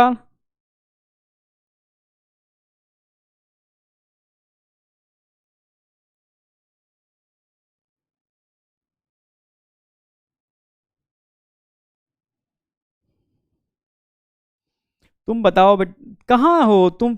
अलग चैटिंग चल जाते हो, यही तो बस देखता हूँ तो बस दुख, थोड़ा दुख तो हो जाता है। अब देखता हूँ चैटिंग बॉक्स चल रही है बायो की बात, और तुम अपने दुख दर्द रो रहे पीट रहे हो, यहाँ पर फिजिक्स के दुख दर्द रो रहे पीट रहे हो, क्या क्या पतना लगे पड़े हो अपने। एक बात ध्यान रखना, दुनिया में सक्सेस वही है जो समय के साथ चलता है। ठीक है, और जो सोचता है कि बायो चल रही है फिजिक्स की बात कर लेते हैं, फिजिक्स चल रही है बायो की बात कर लेते हैं, ठीक है, या और चैटिंग कर लेते हैं, वो मान के चलो सिलेक्शन की उसमें लाइन में नहीं है। ठीक है, मतलब जो मेरा अपना देखा है मैंने बच्चों को, जो टॉप रैंकर्स होते हैं जो निकालते हैं वो अलग ही दिखते हैं यार, वो किसी से इंटरेक्शन ही नहीं करते, वो न्यूट्रल रहते हैं एकदम, बस काम की बात सुनते हैं, एनर्जी को सही जगह लगाते हैं और वहां सीधे एग्जाम के अंदर छाप कर दिखाते हैं भाई ये हैं हम, और दुनिया उनको सल्यूट करती है। फिर अब यही देखो कि आपको सल्यूट करना है, तालियां बजाना है, तालियां बजवाना है, समझ रहे हो ना मेरी बात? अब ये डिसाइड आप करो यार क्या करना है। ठीक है यार, कब तक मतलब हम क्या, मतलब कोई भी टीचर हो या पेरेंट्स टीचर, आपको बहुत ज़्यादा नहीं समझा पाते हैं। ठीक है, एक दो बार बोलते हैं यार, मैं तो लेक्चर में तो थोड़ा बहुत बोल ही देता हूँ कि वो गंदी आदत पड़ गई है बच्चों के संग रह रह करके, ठीक है, समझाने की। पर यही कहूँगा कि दिमाग में लिख लो कि हमें दुनिया से तालियां बजवानी है अपने लिए, या दुनिया के लिए तालियां बजानी है। ठीक है, आपको हाँ सिलेक्शन नहीं होगा हम ताली नहीं हो जाएंगे किसी के लिए, अरे भैया नहीं होगा तो आज कल जाकर के नौकरी करोगे, वो कहेगा ऐसा करो, करना पड़ेगा। ठीक है, समझो मेरी बात। ठीक है, जब अपने पैरों पे खड़े हो जाओगे दुनिया आपको सल्यूट करने वाली है, बस ये ध्यान रखो, ये वाली बात बार बार नहीं की जाती। अब मैं फालतू चैट करता ना देखूं यहां पर, ठीक है। बायो चल रही है एकदम फोकस्ड बायो, फिजिक्स चलेगी तो एकदम फोकस्ड फिजिक्स, केमिस्ट्री चलेगी तो एकदम फोकस्ड केमिस्ट्री। अब कोई नहीं रोक पाएगा आपको, ठीक है। यही चीज रखो बस, और कुछ भी नहीं, ठीक है। तो हेमोरल इम्यूनिटी पूछ रहा था मैं, समझ में आई या नहीं आई? बॉडी फ्लूइड बेस्ड, कोई रिएक्शन कहां होगी? बॉडी फ्लूइड के अंदर। एंटीजन एंटीबॉडी इंटरेक्शन कहां होगा? बॉडी फ्लूइड में। तो ऐसी इम्यूनिटी जो बॉडी फ्लूइड बेस्ड है और आपको प्रोटेक्ट करती है। किस तरीके से एंटीजन एंटर करता है, मतलब पूरा, मतलब समझ गए ना। अब मैं दूसरी बता रहा हूं, सेल मीडिएटेड, खतरनाक है, ठीक है। देखो समझ पाते नहीं समझ पाते हो, ना समझ में आए तो उस वाले स्लाइड को डिलीट कर देना, आपके मतलब का काम खत्म हो गया यहां पर, ठीक है। पर अब उन बच्चों के लिए, क्योंकि अगर मैं HIV पढ़ाऊंगा तो आपको समझाऊंगा कि HIV का एंट्री किसमें होती है, helper T cell. Helper T cell में ही क्यों कर रहा है ये मैक्रोफेज में? क्योंकि उनके पास होते हैं MSC मॉलिक्यूल, उनके पास होते हैं CD4 रिसेप्टर्स। अब पूछोगे MSC CD4 रिसेप्टर्स क्या होते हैं, तो उन बच्चों के लिए जो समझना चाहते हैं, क्योंकि आगे के टॉपिक सब जुड़े हुए हैं, ठीक है। यहां एनसीईआरटी ने कुछ नहीं दे रखा है, एनसीईआरटी ने इतना ही दे रखा है, पर आगे के टॉपिक एनसीईआरटी के समझने तो समझना पड़ेगा, ठीक है। अब जैसे सेल मीडिएटेड इम्यूनिटी की बात कर रहा हूं, CMI।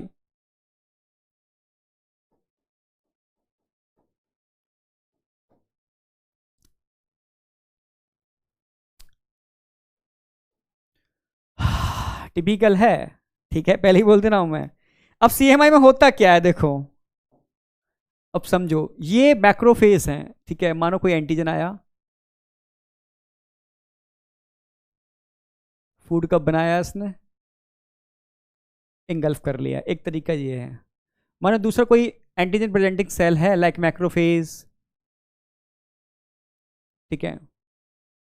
अब दो पाथवे हैं, समझना मेरी बात। एक तो है एक्सोजीनस पाथवे, ये तुम्हारे लेवल से थोड़ा सा ऊपर है, मैंने बताया टॉपर्स का लेवल की बात है।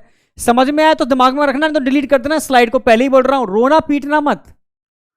हर बच्चे का अपना लेवल है, मैं इसलिए मैं करा दे रहा हूं उस ऊपर वाले बच्चे के लेवल के लिए। जिनका लेवल यहां नहीं है तो रोएंगे पीटेंगे नहीं, इसको डिलीट कर देंगे अपने उससे, ठीक है। बस पहले ही बोल दिया मैंने, ठीक है। एक्सोजीनस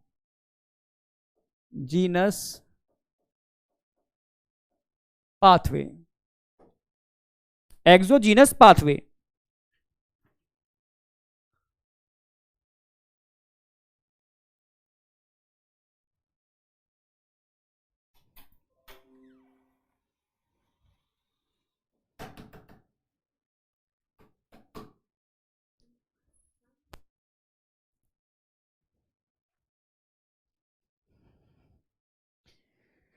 सॉरी बेटा, गला सूख रहा है थोड़ा, बस पानी मंगाया मैंने, है ना, ठीक है। एक्सोजीनस पाथवे, और एक होता है एंडोजीनस पाथवे। समझना मतलब क्या है एक्सोजीनस और एंडोजीनस का। एंडोजीनस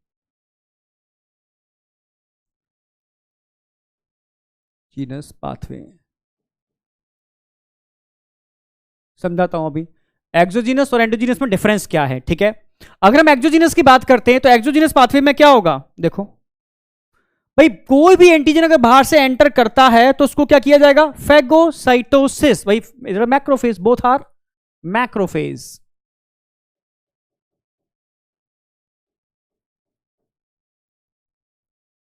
ठीक है। इनको हम एंटीजन प्रेजेंटिंग सेल भी बोल सकते हो, एंटीजन प्रेजेंटिंग सेल बहुत टाइप के होते हैं, पर ये हमने मैक्रोफेज ले ली। बाहर से कोई भी एंटीजन अगर एंटर करेगा, मान लो ये एंटीजन है, इसने एंटर किया, किसी एंटीजन ने, एजी से रिप्रेजेंट करते हैं, तो इसको ये मैक्रोफेज क्या कर लेंगे, इंगल्फ कर लेंगे। ये इंगल्फ कर लिया इन्होंने अपने अंदर, ये आ गया एंटीजन, समझना। और ऑलरेडी इनके अंदर क्या होते हैं, लाइसोसोम्स लाइक पैकेट्स होते हैं, जिनके अंदर इस प्रोटीन को डाइजेस्ट किया जाता है, ठीक है, ब्रेक किया जाता है, ठीक है। ये फ्यूज हो जाएंगे दोनों,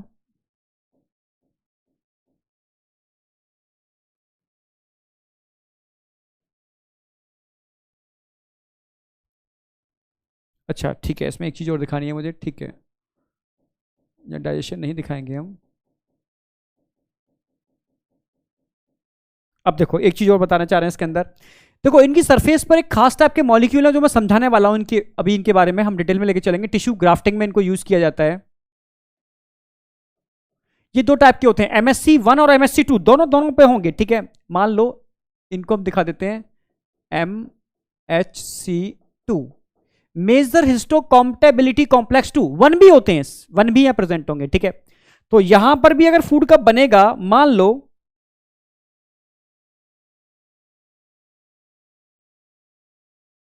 येलो, थोड़ा सा बना के ही दिखा दें, अगर ये बना ही देते हैं, बन गया।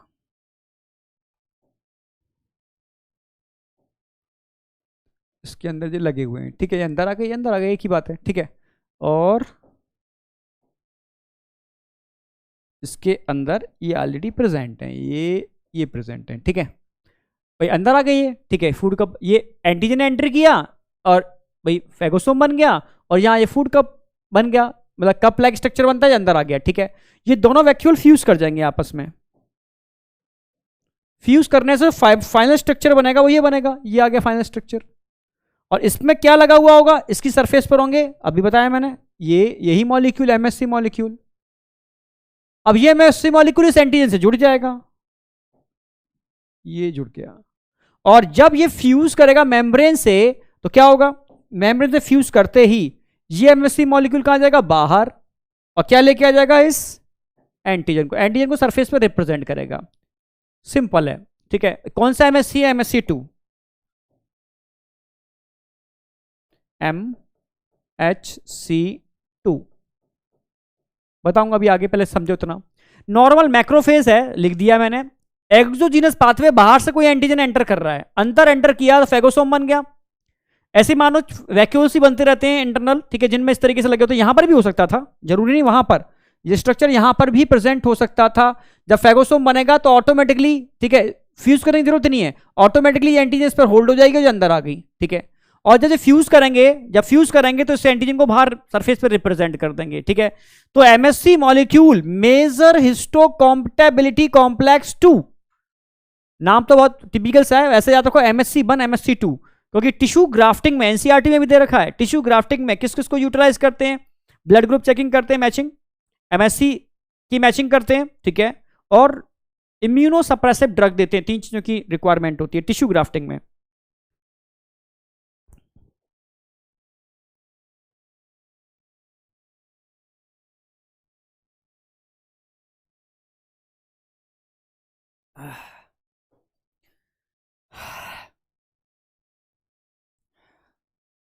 चलो, तो अब समझना, क्योंकि पता तो होना चाहिए हेल्पर टी सेल काम कैसे करते हैं, ठीक है, बहुत बेहतरीन मैकेनिज्म है।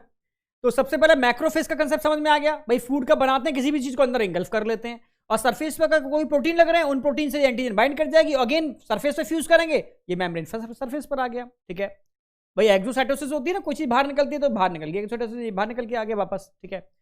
तो बाहर निकल के जब आएगा तो इस पर क्या होगा, एंटीजन। तो MSC2, इनकी खास बात क्या है, इनकी सरफेस पर कुछ क्लस्टर्स होते हैं, 1 2, कलर चेंज कर देते हैं, 1 2 3 4, 1 2 3 4, ऐसे 8 क्लस्टर बने हुए हैं। ये खास बात होती है MSC2 की, ठीक है। अब कोई आंखें तो है नहीं, अब इनसे कौन बाइंड करेगा, इनसे बाइंड करते हैं खास टाइप के सेल होते हैं, helper T cell, T helper cell. वो क्यों बाइंड करते हैं, क्योंकि उनके पास होते हैं इन 8 क्लस्टर को आइडेंटिफाई करने वाले प्रोटीन CD8। MSC2 की हमेशा बाइंडिंग किससे होगी, CD8 से, CD8। और CD8 से बाइंडिंग होते ही, समझना, CD8 से बाइंडिंग होते ही हेल्पर टी सेल इस एंटीजन से बाइंड कर जाते हैं, ये बाइंडिंग हो गई, ये रिसेप्टर्स होते हैं, बाइंडिंग हो गई। पर बाइंडिंग तभी होगी जब CD8 जो हेल्पर टी सेल के पास होते हैं, वो MSC2 के 8 मॉलिक्यूल को आइडेंटिफाई कर लेते हैं, ताला चाबी मैकेनिज्म, ठीक है। वो ताले में चाबी फिट होगी ना, 8 क्लस्टर हैं, तो 8 क्लस्टर, CD का मतलब होता है क्लस्टर डिफरेंशिएटेड 8, यानी 8 क्लस्टर को डिफरेंशिएट करने वाले प्रोटीन बस आइडेंटिफाई करें, हाँ भाई मिल गए, तो तुरंत हेल्पर टी सेल इन एंटीजन से इंटरेक्ट कर जाएंगे, और इंटरेक्ट करके इनको आइडेंटिफाई करेंगे, और आइडेंटिफाई करके सिग्नल भेजना चालू कर देंगे इंटरल्यूकिन की हेल्प से। कहां पर, पूरी बॉडी में भाई, जहां पर भी जो प्रोटीन मिले मारो पकड़ पकड़ के, तो सिग्नल जाएगा किसके पास, बी लिम्फोसाइट, वो एंटीबॉडी बना करके इन एंटीजन को खत्म करना चालू करेंगे। ये सिग्नल भेजेंगे इसके पास, किसके पास, मैक्रोफेज,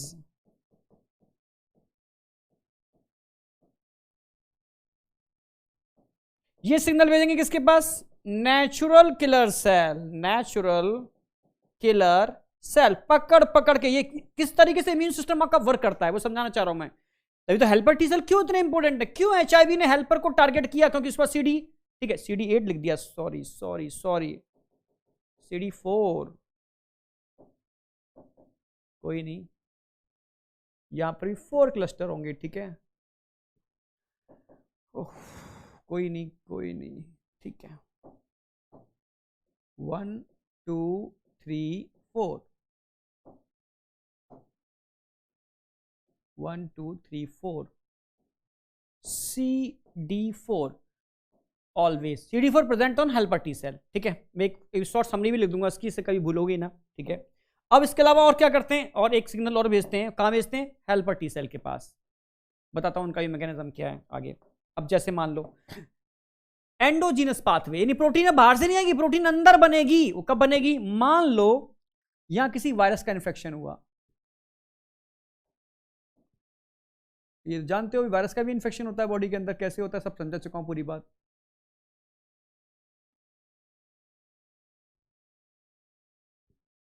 अगर वायरस का इन्फेक्शन होगा तो वायरल प्रोटीन कहां बनेगी? वही वायरस का डीएनए अंदर आएगा, अंदर आते ही, ठीक है, वायरल प्रोटीन बनना चालू हो जाएगी। उस वायरल प्रोटीन को छोटे वसाइकल्स क्या करेंगे? उसके अंदर वायरल प्रोटीन होगी है।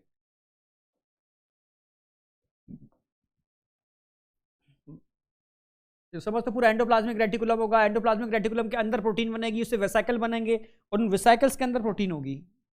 फाइनली जो प्रोटीन कहाँ होगी? जो अंदर बनेगी वो इन वेसाइकल्स के अंदर बनेगी, जो एंडोप्लाज्मिक रेटिकुलम के ब्रेकडाउन से बनेंगे। तो आप जानते हो ना, साइटोलॉजी तो पढ़ ही चुके हो सारे के सारे, कैसे एंडोप्लाज्मिक रेटिकुलम होगी और एंडोप्लाज्मिक रेटिकुलम पर राइबोसोम्स लगे होंगे, ठीक है, राइबोसोम्स लगे होंगे और राइबोसोम से अंदर ही प्रोटीन बनेगी और इनके टूटने से वेसाइकल्स बनेंगे। पूरी मैकेनिज्म इस तरीके से होती है, ठीक है।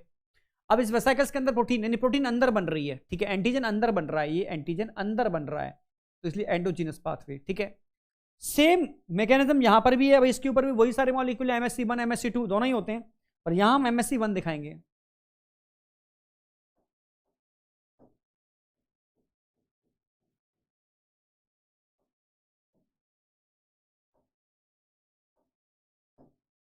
अगर समझ में आ गया तो बहुत बड़ी बात है, ठीक है।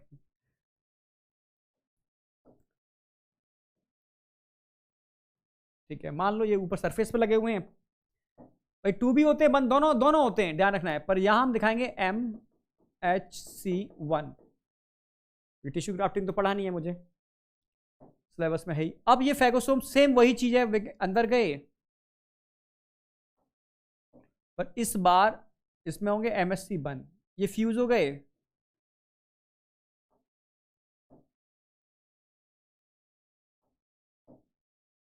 इस बार कौन है इसमें? MSC1।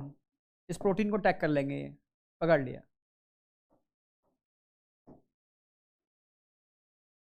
और ये फ्यूज जब बाहर फ्यूज करेंगे मेम्ब्रेन से, तो ये आ जाएंगे इस प्रोटीन को लेकर के बाहर,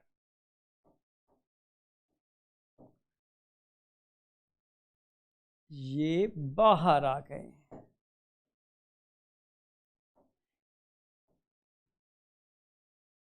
इनकी सरफेस पर 8 क्लस्टर होंगे, 1 2 3 4 5 6 8, ठीक है। ये वो प्रोटीन है, वायरल प्रोटीन है, जो एंडोजिनस पाथवे से बनी है, और इनसे बाइंड करने वाले हैं T killer cell. Always T killer ही क्यों बाइंड करते हैं? क्योंकि टी किलर के पास होते हैं CD8, CD8, 8 हमेशा किससे बाइंड करते हैं? MHC first. MHC फर्स्ट की सरफेस पर 8 क्लस्टर होते हैं, तो 8 क्लस्टर से हम तो CD8 बाइंड कर सकते हैं जो टी किलर के पास होते हैं। इसलिए टी किलर सेल ही हमेशा MSC1 से बाइंड करेंगे। जैसे कह सकते हो टी किलर ही हमेशा उन प्रोटीन से बाइंड करेंगे जो वायरस के थ्रू एंटर करते हैं बॉडी के अंदर, ठीक है। अब टी किलर क्या काम करेंगे? जब बाइंडिंग होगी तो टी किलर में डिवीजन होगी, 2 पार्ट में डिवाइड हो जाएंगे। एक एक्टिव टी किलर, उनको किलर या साइटोक्सिक कुछ ही बोल सकते हो, एक्टिव होते हैं। एक memory T killer, T memory बोल सकते हो। फ्यूचर में काम लगेगी। मेमोरी इसकी भी होती है, मेमोरी भी लिम्फोसाइट की भी होती है। अब ये क्या काम करते हैं, ये रिलीज करते हैं, रिलीज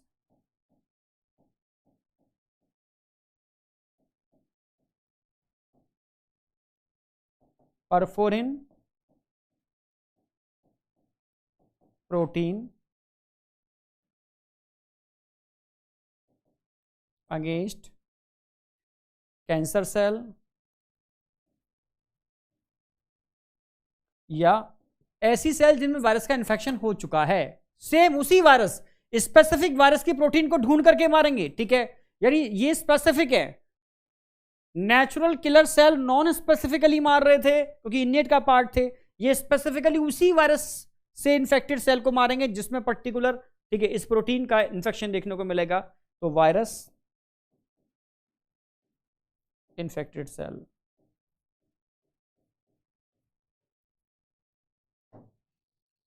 मेमोरी फ्यूचर के लिए काम करेंगे, समझ गए होगे, ठीक है। जब भी जरूरत पड़ेगी तो ये हेल्पर टी सेल इनको भी सिग्नल भेज सकते हैं, इनको भी सिग्नल भेज सकते हैं, और ये अपने आप बिना मैकेनिज्म के स्टार्ट हो जाएंगे मारना, ठीक है। यानी हेल्पर टी सेल तो पूरी बॉडी को कंट्रोल करने के लिए रिस्पॉन्सिबल है, तो ये तो HIV हेल्पर टी सेल को टारगेट करता है, ठीक है। ये पूरा बेसिक इम्यून सिस्टम है, इस तरीके से वर्क करता है। आपको मैं समराइज कर सकता हूं इस तरीके से, एक लाइन में खत्म हो जाएगा, आपको जो याद करना है, ठीक है। जैसे हम बता सकते हैं आपको कि अगर हम बात करते हैं CMI किस पर बेस्ड होती है, दो पाथवे, एक एक्सोजीनस एक एंडोजीनस।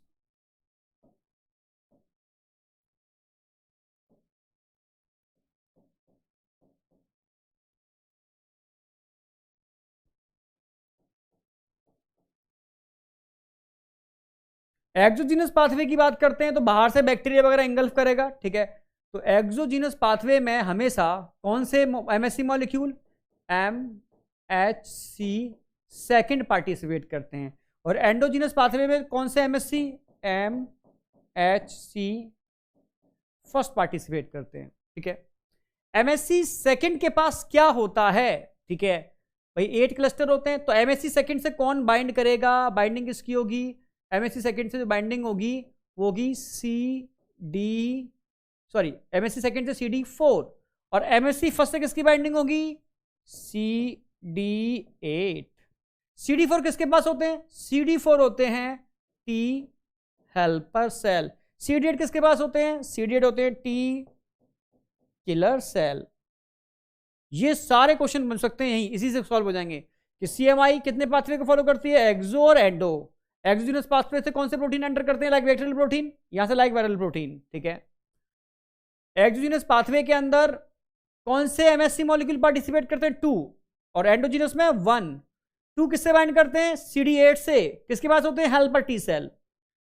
1 किससे बाइंड करते हैं, CD4। CD8 किससे बाइंड करते हैं, किलर। आप समझ रहे हो ना मेरी बात भाई, ये क्यों CD4 बाइंड कर रहे हैं MSC2 के, MSC2 के पास 4 क्लस्टर होते हैं और उनको ढूंढने का काम CD4 मॉलिक्यूल करते हैं। MSC1 के पास 8 क्लस्टर होते हैं और उनको आइडेंटिफाई करने के लिए CD8 मॉलिक्यूल रिस्पॉन्सिबल होते हैं, ठीक है। ये पूरी समरी है उस चार्ट की, इतना भी याद कर लोगे काम बन जाएगा। ये समझाने वाली बात है, जो बच्चा समझना चाहता है क्या सर रटने से काम नहीं है, समझाओ। तो जब भी कोई वायरस का इन्फेक्शन होगा और उस स्पेसिफिक वायरस के अगेंस्ट एक एक्वायर्ड इम्यूनिटी डेवलप होगी, ठीक है, वो जो एक्वायर्ड इम्यूनिटी डेवलप होगी है, वैक्सीन आप लगवा रहे हो, तो कोरोना की वैक्सीन लगवा रहे हो, तो कोरोना की वैक्सीन के केस में नेचुरल किलर सेल आपकी बॉडी में मेमोरी डेवलप नहीं करते क्योंकि वो एक्वायर्ड का पार्ट नहीं है, वो इनेट का पार्ट है। जब भी आप वैक्सीन इंजेक्ट करते हो, ठीक है, या तो आप नॉर्मल प्रोटीन ही इंजेक्ट कर रहे हो, वो केस ही अलग हो गया। अगर आप प्रॉपर तरीके से वायरस को इंजेक्ट कर रहे हो, लाइव एटीन्यूएटेड, जैसे पोलियो वायरस की बात करते हैं, तो पोलियो वायरस के केस में लाइव एटीन्यूएटेड वायरस यूज किया था, ठीक है। तो वायरस अंदर जाता था, अंदर जाएगा तो इन्फेक्शन करेगा तो उसके अंदर प्रोटीन बनेंगे सेल के अंदर, जब प्रोटीन बनेंगे तो इन प्रोटीन को सरफेस पर रिप्रेजेंट करेंगे MSC1 हमेशा, और MSC1 से बाइंड कौन करेगा, किलर सेल बाइंड करेंगे। क्यों किलर सेल बाइंड करेंगे, क्योंकि इन पास CD8 होते हैं और MSC फर्स्ट के पास 8 क्लस्टर होते हैं उनको ढूंढने वाले, ठीक है। जब बाइंडिंग होगी तो तुरंत मेमोरी सेल भी बनेंगे और किलर सेल भी बनेंगे। किलर सेल उन वायरस इन्फेक्टेड सेल और कैंसर सेल को मारना चालू कर देंगे, मेमोरी सेल फ्यूचर में काम करेंगे, ठीक है। तो ये तो गया इसका। और एक्सोजीनस पाथवे बाहर से कोई एंटीजन एंटर करता है तो उसको सरफेस पे रिप्रेजेंट करते हैं MHC2। इनके पास 4 क्लस्टर होते हैं तो CD4 बाइंड करते हैं। और CD4 किसके पास होते हैं? हेल्पर टी सेल के पास होते हैं। हेल्पर टी सेल खुद किल नहीं करते, ये पूरी इम्यूनिटी को कंट्रोल करते हैं। ये बी लिम्फोसाइट को भी सिग्नल भेज सकते हैं, मैक्रोफेज को भी, नेचुरल किलर सेल को भी, ठीक है, और ये टी किलर सेल को भी सिग्नल भेज सकते हैं। इसीलिए ये कह सकते हो पूरी इम्यूनिटी को कंट्रोल करने वाले होते हैं। इसलिए HIV किसको टारगेट करता है? ऑलवेज HIV का टारगेट साइड क्या होता है? Helper T cell. वो हेल्पर टी सेल को उड़ा देता है तो पूरी बॉडी की इम्यूनिटी ही अनकंट्रोल हो जाती है, क्योंकि इम्यूनिटी कंट्रोलर कौन होते हैं? Helper T cell. तो समझाना जरूरी था, इसलिए मैंने समझा दिया। ये वाला पार्ट ये सिंपल है, समझ में आ जाता है। ये थोड़ी सी एक नई चीज है, आपको पता होनी चाहिए कि किस तरीके से CMI वर्क करती है और CMI में MHC का रोल क्या है, और MHC का रोल टिश्यू ग्राफ्टिंग में भी होता है। ठीक है, कैसे होता है वो बताने वाला हूं मैं। ठीक है, अब ये बताओ, थोड़ा हर बच्चे को तो समझ में नहीं आएगा, हर बच्चे का IQ लेवल अलग अलग है, पर फिर भी मैं देखना चाहूंगा कितनों को समझ में आया।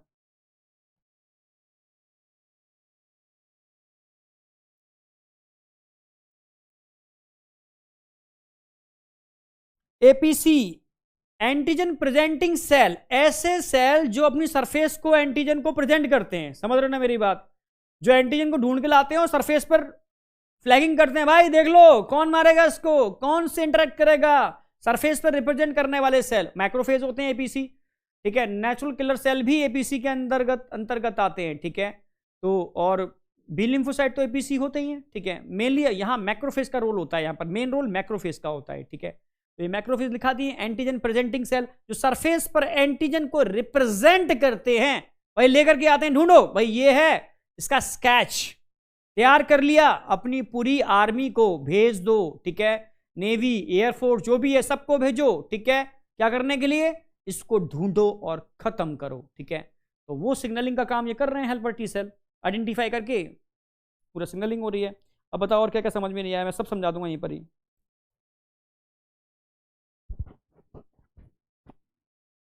Okay okay okay, low voice, अच्छा माइक हो सकता है नीचे हो,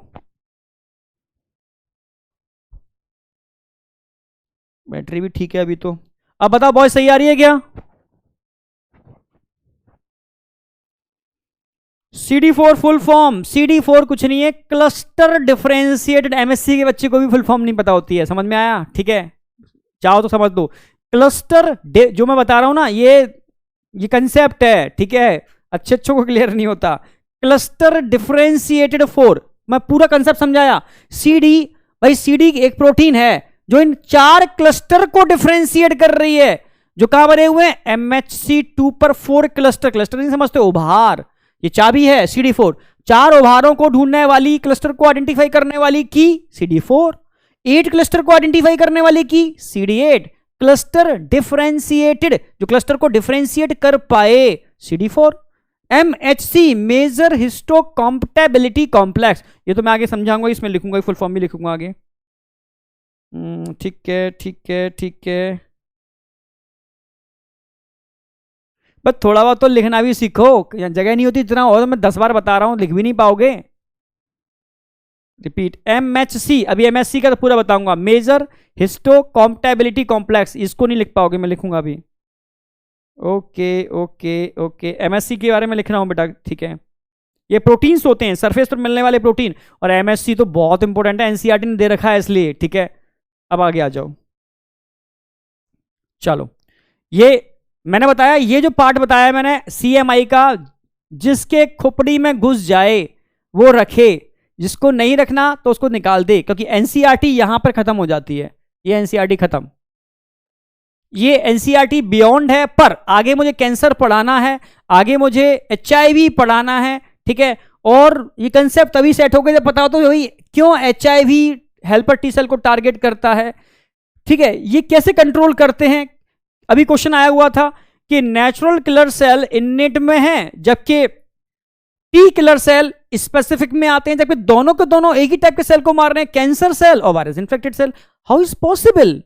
बच्चे के खोपड़ी में जाएगा नहीं, रट लो तो रट लो। ठीक है, क्वेश्चन आएगा तो रट लो भाई, लिखाते हैं हम कि वो भी इननेट का पार्ट है, ये एक्वायर्ड का पार्ट है। कैसे? जो दोनों के टारगेट सेल एक ही है, कैसे पार्ट है, तो वही समझाना चाह रहा हूं कैसे स्पेसिफिक है, क्योंकि अगर यहां पर पोलियो का वायरस अटैक कर रहा है तो पोलियो के वायरस को मारने वाले ही यहां पर वायरस को नहीं मारेंगे, वायरस इन्फेक्टेड सेल को मारेंगे, ठीक है, के ही टी किलर सेल जनरेट होते हैं, ठीक है, जो स्पेशली पोलियो वायरस के से इन्फेक्टेड सेल को ही किल करेंगे।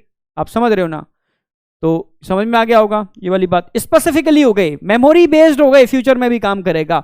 वहां पर मेमोरी जनरेट नहीं होती इसलिए वो ऐसा काम नहीं करते। नॉर्मली कोई भी वायरस इन्फेक्टेड सेल होती है सबको किल करने में कैपेबल होते हैं नेचुरल किलर सेल, और कैंसर सेल कैसा भी हो सबको किल करने में कैपेबल होते हैं नेचुरल किलर सेल, ठीक है। चलो आगे बढ़ते हैं। ये समरी बता दी, जिस बच्चे को लगता है यार मैं कर सकता हूं पर फिर भी समझ में नहीं आया, भाई इतना समझ ले, एक पाथवे एक्सो होता है, एक एंडो होता है। एंडो का मतलब अंदर प्रोटीन बन रही है तो वायरस का इन्फेक्शन होगा, बाहर से आ रही है बैक्टीरिया का इन्फेक्शन होगा।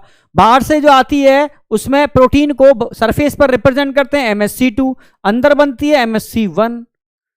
भाई MSC2 के पास कितने क्लस्टर होते हैं, 4 क्लस्टर होते हैं, तो 4 क्लस्टर से बाइंडिंग के लिए कौन होंगे, CD4 किसके पास होते हैं, हेल्पर टी सेल के पास। MSC1 के पास कितने क्लस्टर होते हैं, 8 क्लस्टर होते हैं, इनसे बाइंड करने के लिए क्या चाहिए, CD8 रिसेप्टर किसके पास होते हैं, किलर टी सेल के पास, बस खत्म। चलो अब बात करते हैं टिश्यू ग्राफ्टिंग, ये एनसीईआरटी में दे रखा है पूरा पैरा। अगर टिश्यू ग्राफ्टिंग की बात करते हैं तो हम टिश्यू ग्राफ्टिंग के केस में, आज टिश्यू ग्राफ्टिंग ही हो पाएगा क्या, चलो करते हैं। टिश्यू ग्राफ्टिंग के केस में क्या क्या चीज आइडेंटिफाई की जाती है, ठीक है, विच ऑफ द फॉलोइंग, ठीक है, रिस्पॉन्सिबल फॉर टिश्यू ग्राफ्टिंग या यूज्ड या कह सकते हो मैचिंग ड्यूरिंग, ठीक है, टिश्यू ग्राफ्टिंग। तो टिश्यू ग्राफ्टिंग किस पे, टिश्यू ग्राफ्टिंग समझते हो ना, आपको जैसे किडनी ट्रांसप्लांट करा रही है, ठीक है, अपनी प्लास्टिक सर्जरी करानी है, स्किन ट्रांसप्लांट करानी है, यानी अपने ही बॉडी में किसी और बॉडी का टिश्यू इम्प्लांट कराना है, इसको टिश्यू ग्राफ्टिंग बोलते हैं। अपनी भी करा सकते हो किसी और का भी, भाई जब प्लास्टिक सर्जरी कराते हो देखोगा अपनी ही बॉडी की स्किन ट्रांसप्लांट की जाती है, क्योंकि बाहर दूसरे बॉडी का टिश्यू अपनी बॉडी एक्सेप्ट करे ना करे इतना आसान नहीं है, ठीक है। अब देखो क्यों आसान नहीं है, क्योंकि देखो टिश्यू ग्राफ्टिंग किस पर बेस्ड होती है, या ऑर्गन ट्रांसप्लांट की बात करता हूं किस पर बेस्ड होती है, 3 चीजों पर। यहां पर क्या क्या चीज मैचिंग की जाती है, क्वेश्चन तो बस एक ही बनता है, मैचिंग क्या होती है बस ध्यान रखना। नंबर 1,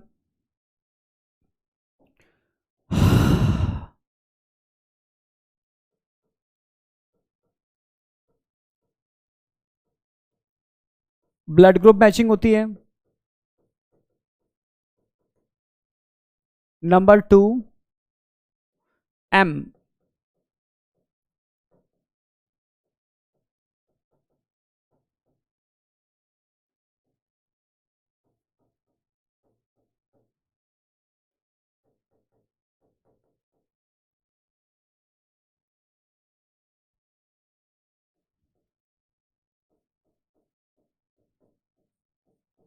MHC की major histo compatibility complex, MSC की मैचिंग होती है। और थर्ड, इम्यूनोसप्रेसिव ड्रग,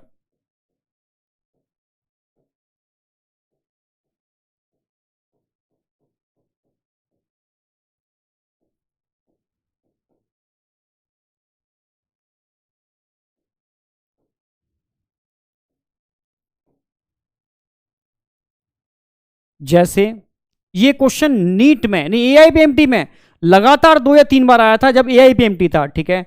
जैसे एग्जांपल,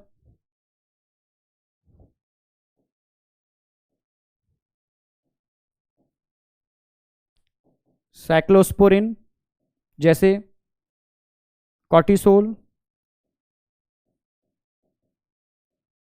कॉर्टिसोल कहां पढ़ा होगा आपने, हार्मोन वाले चैप्टर में, एड्रिनल ग्लैंड, ठीक है। और immunosuppressive, sorry, major histo compatibility complex की बात करते हैं, कितने टाइप के हो सकते हैं, 2 टाइप के, MSC1 और MHC2। बता दो नीचे भी कहां मिलते हैं ये approximately present on all cell.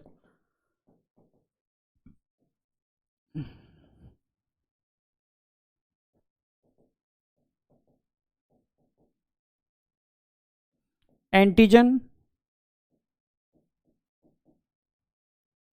Presenting cells, यानी शॉर्ट में बोलते हैं इनको APC। जैसे चाहो तो समझ सकते हो, मैक्रोफेज,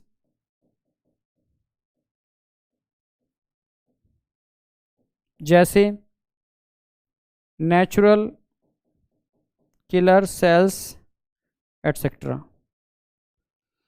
देखो जब भी टिश्यू ग्राफ्टिंग होगी, बस ये क्वेश्चन डायरेक्ट बनता है, ध्यान रखना। टिश्यू ग्राफ्टिंग के अंदर, ठीक है, इट इज रिस्पॉन्सिबल फॉर, ठीक है, टिश्यू लिखा ही चुका हूं,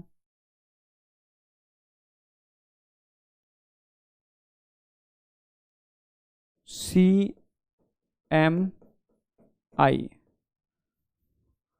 CMI responsible for tissue grafting लिखा ही चुका हूं मैं, ठीक है।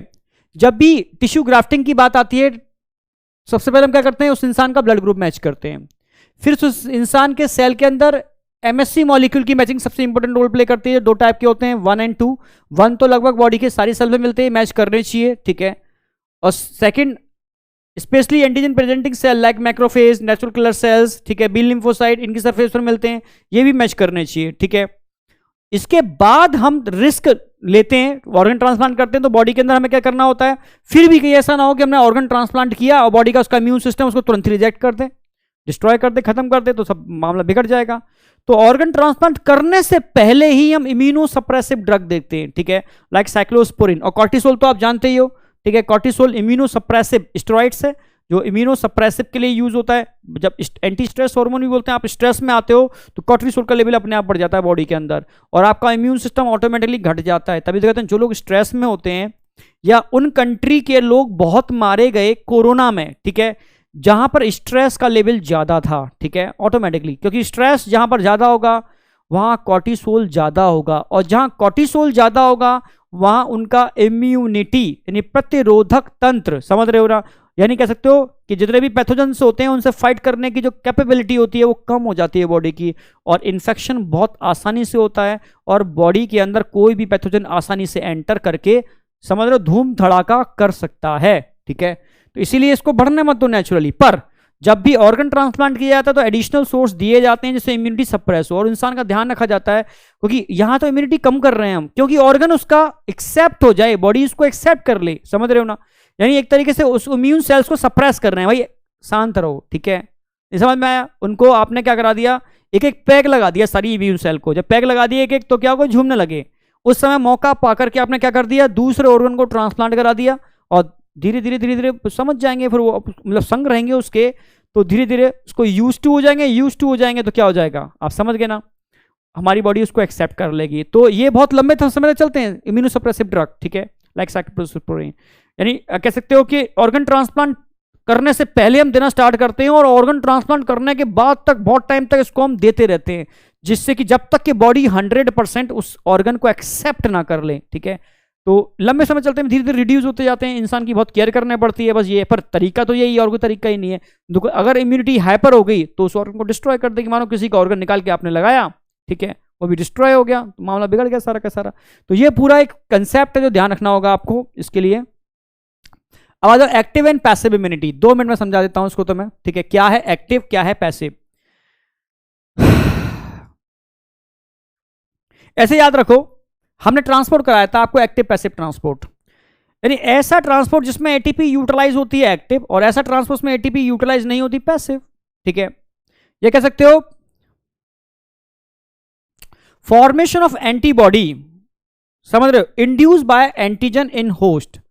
अगर किसी होस्ट में एंटीबॉडी फॉर्मेशन इंड्यूस किया जाता है एंटीजन के थ्रू, समझ रहे हो ना मेरी बात, ये कह सकते हो कि एंटीबॉडी प्रोड्यूस, ठीक है, बाय प्रोड्यूस बाय, ठीक है, होस्ट बॉडी, यानी होस्ट की बॉडी में एंटीबॉडी प्रोड्यूस हो रहे हैं, बन रहे हैं, उसमें एटीपी यूटिलाइज होगी, एक्टिव इम्यूनिटी, ठीक है। अगर prepared antibody provide to host, समझ रहे हो, प्रिपेयर्ड, बाहर से बने हुए प्रिपेयर्ड एंटीबॉडी बॉडी के अंदर इंजेक्ट करा दे रहे हो, होस्ट में प्रोवाइड कर दे रहे हो, तो पैसिव इम्यूनिटी, क्योंकि बॉडी को बनाने तो नहीं पड़े, आप समझ गए होगे। तो एक्टिव का मतलब है अगर बॉडी, समझना मेरी बात, एंटीजन से बॉडी को आप क्या कर रहे हो, इंड्यूस कर रहे हो, ठीक है, एंटीजन से आप बॉडी को क्या कर रहे हो, इंड्यूस कर रहे हो, और अगर आप प्रिपेयर्ड एंटीबॉडी बॉडी में इंसर्ट करा रहे हो तो पैसिव हो गई। सिंपल समझो, बॉडी को एंटीबॉडी बनाने नहीं पड़ रहे, पैसिव। अगर बॉडी को एंटीबॉडी प्रोड्यूस करने पड़ रहे हैं, एक्टिव, सिंपल, ठीक है। इन कह सकते हो इसको 2 पार्ट में डिवाइड कर सकते हो, टाइम हो जाएगा।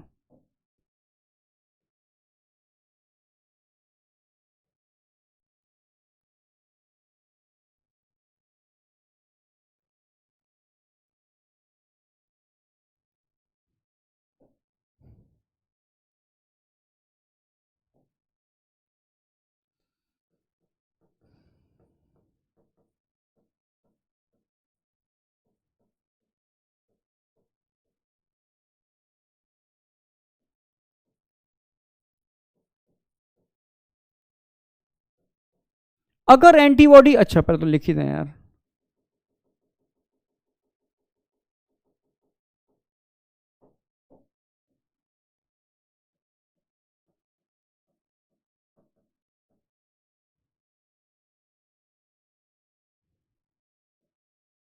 पैसिव।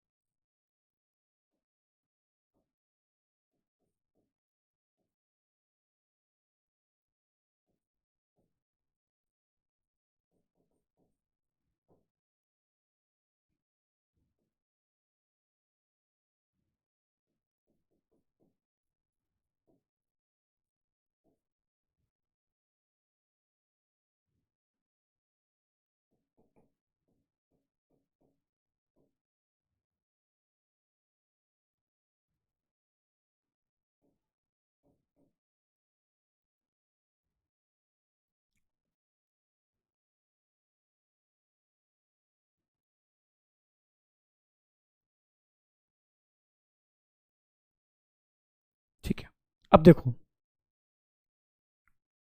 समझना,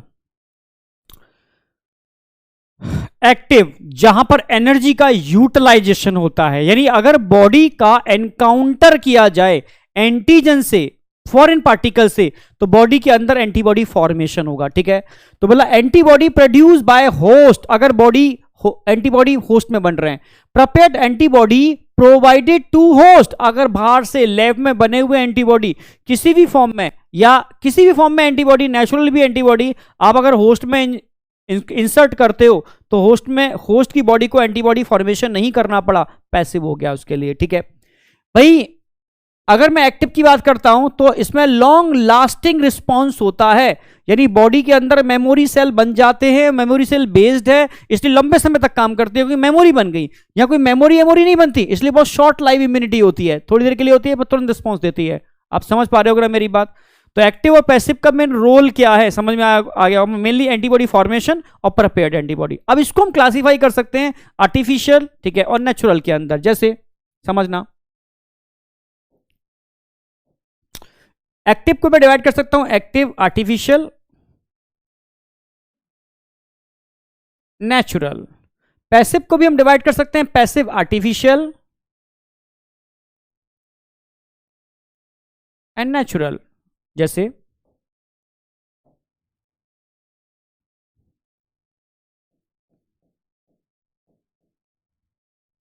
नेचुरल आर्टिफिशियल, नेचुरल, आर्टिफिशियल। जैसे अब ये वैसे एग्जाम्पल क्वेश्चन मिलेगा आपको, जैसे मान लो बॉडी नेचुरली कैसे एंटीजन से इंड्यूस्ड होती है। मैंने बताया था कोई भी इंफेक्शन हो जाए किसी को, ठीक है, ठीक है, कैसे भी infection, mumps, measles, small pox, chicken pox या कोरोना, अगर नेचुरली इन्फेक्ट करता है तो ऑटोमेटिकली बॉडी के अंदर एंटीबॉडी बन जाते हैं ना। नेचुरली इन्फेक्शन है पर बॉडी के अंदर एंटीबॉडी फॉर्मेशन हो रहा है तो क्या हो गया, ये आप समझ गए होगे। ये इम्यूनिटी कैसी होगी, ये नहीं, ऑल नेचुरल इन्फेक्शन। एग्जांपल में क्या आएगा, all natural infection. All natural infection included in active immunization. अगर मैं आर्टिफिशियल की बात करता हूं तो आर्टिफिशियल में क्या होगा भाई, आर्टिफिशियल के मतलब है आपने बॉडी को इंड्यूस किया आर्टिफिशियली, वैक्सीनेशन इसी पर बेस्ड है। ऑल वैक्सीनेशन भाई, आप ये तो दो तरीके हैं, कोरोना से आप नेचुरली इन्फेक्टेड हो गए, बॉडी में एंटीबॉडी मेमोरी बन जाएगा, ठीक है। आप इन्फेक्टेड नहीं हुए, हमने कोरोना की वैक्सीन आपकी बॉडी में इंड्यूस कर दी, तब भी बॉडी के अंदर एंटीबॉडी और मेमोरी सेल बन जाएंगे। एक आर्टिफिशियली आपने काम किया, एक नेचुरली इन्फेक्शन हुआ, बोथ आर एक्टिव, क्योंकि बॉडी के अंदर आप एंटीजन को इंड्यूस कर रहे हो, एंटीबॉडी फॉर्मेशन अंदर हो रहा है। अब नेचुरल, पैसिव, पैसिव का मतलब है प्रिपेयर्ड एंटीबॉडी।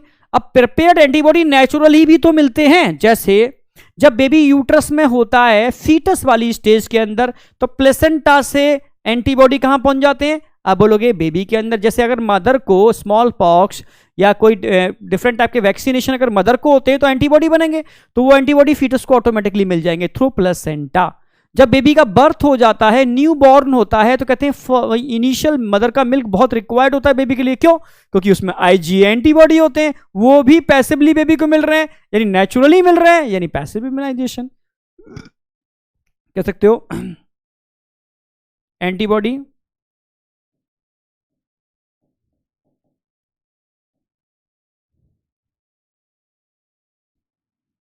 एक तो कह सकते हो थ्रू प्लेसेंटा,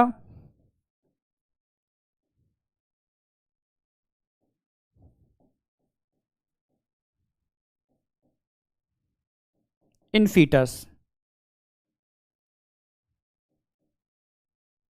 ठीक है। एक कह सकते हो through first milk colostrum,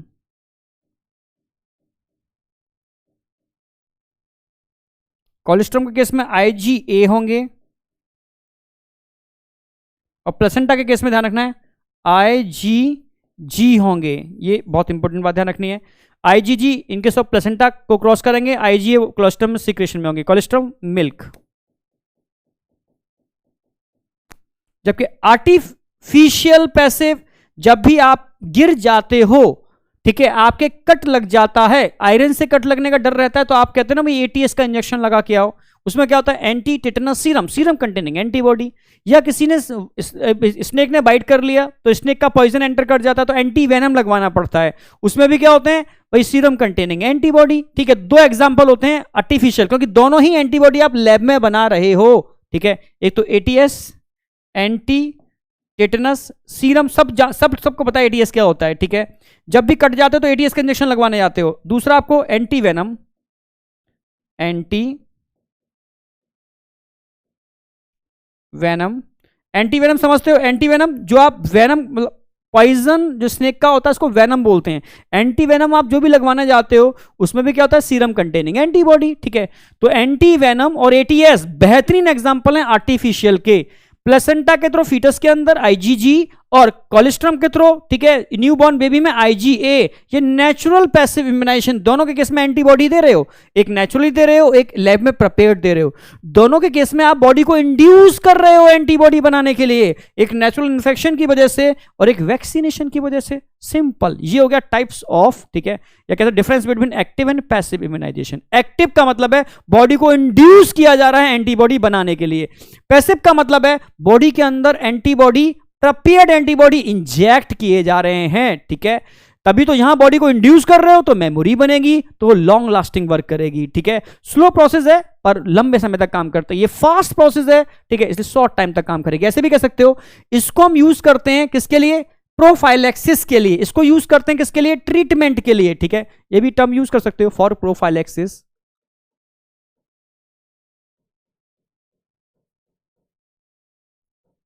prophylaxis समझते हो ना, बचाव।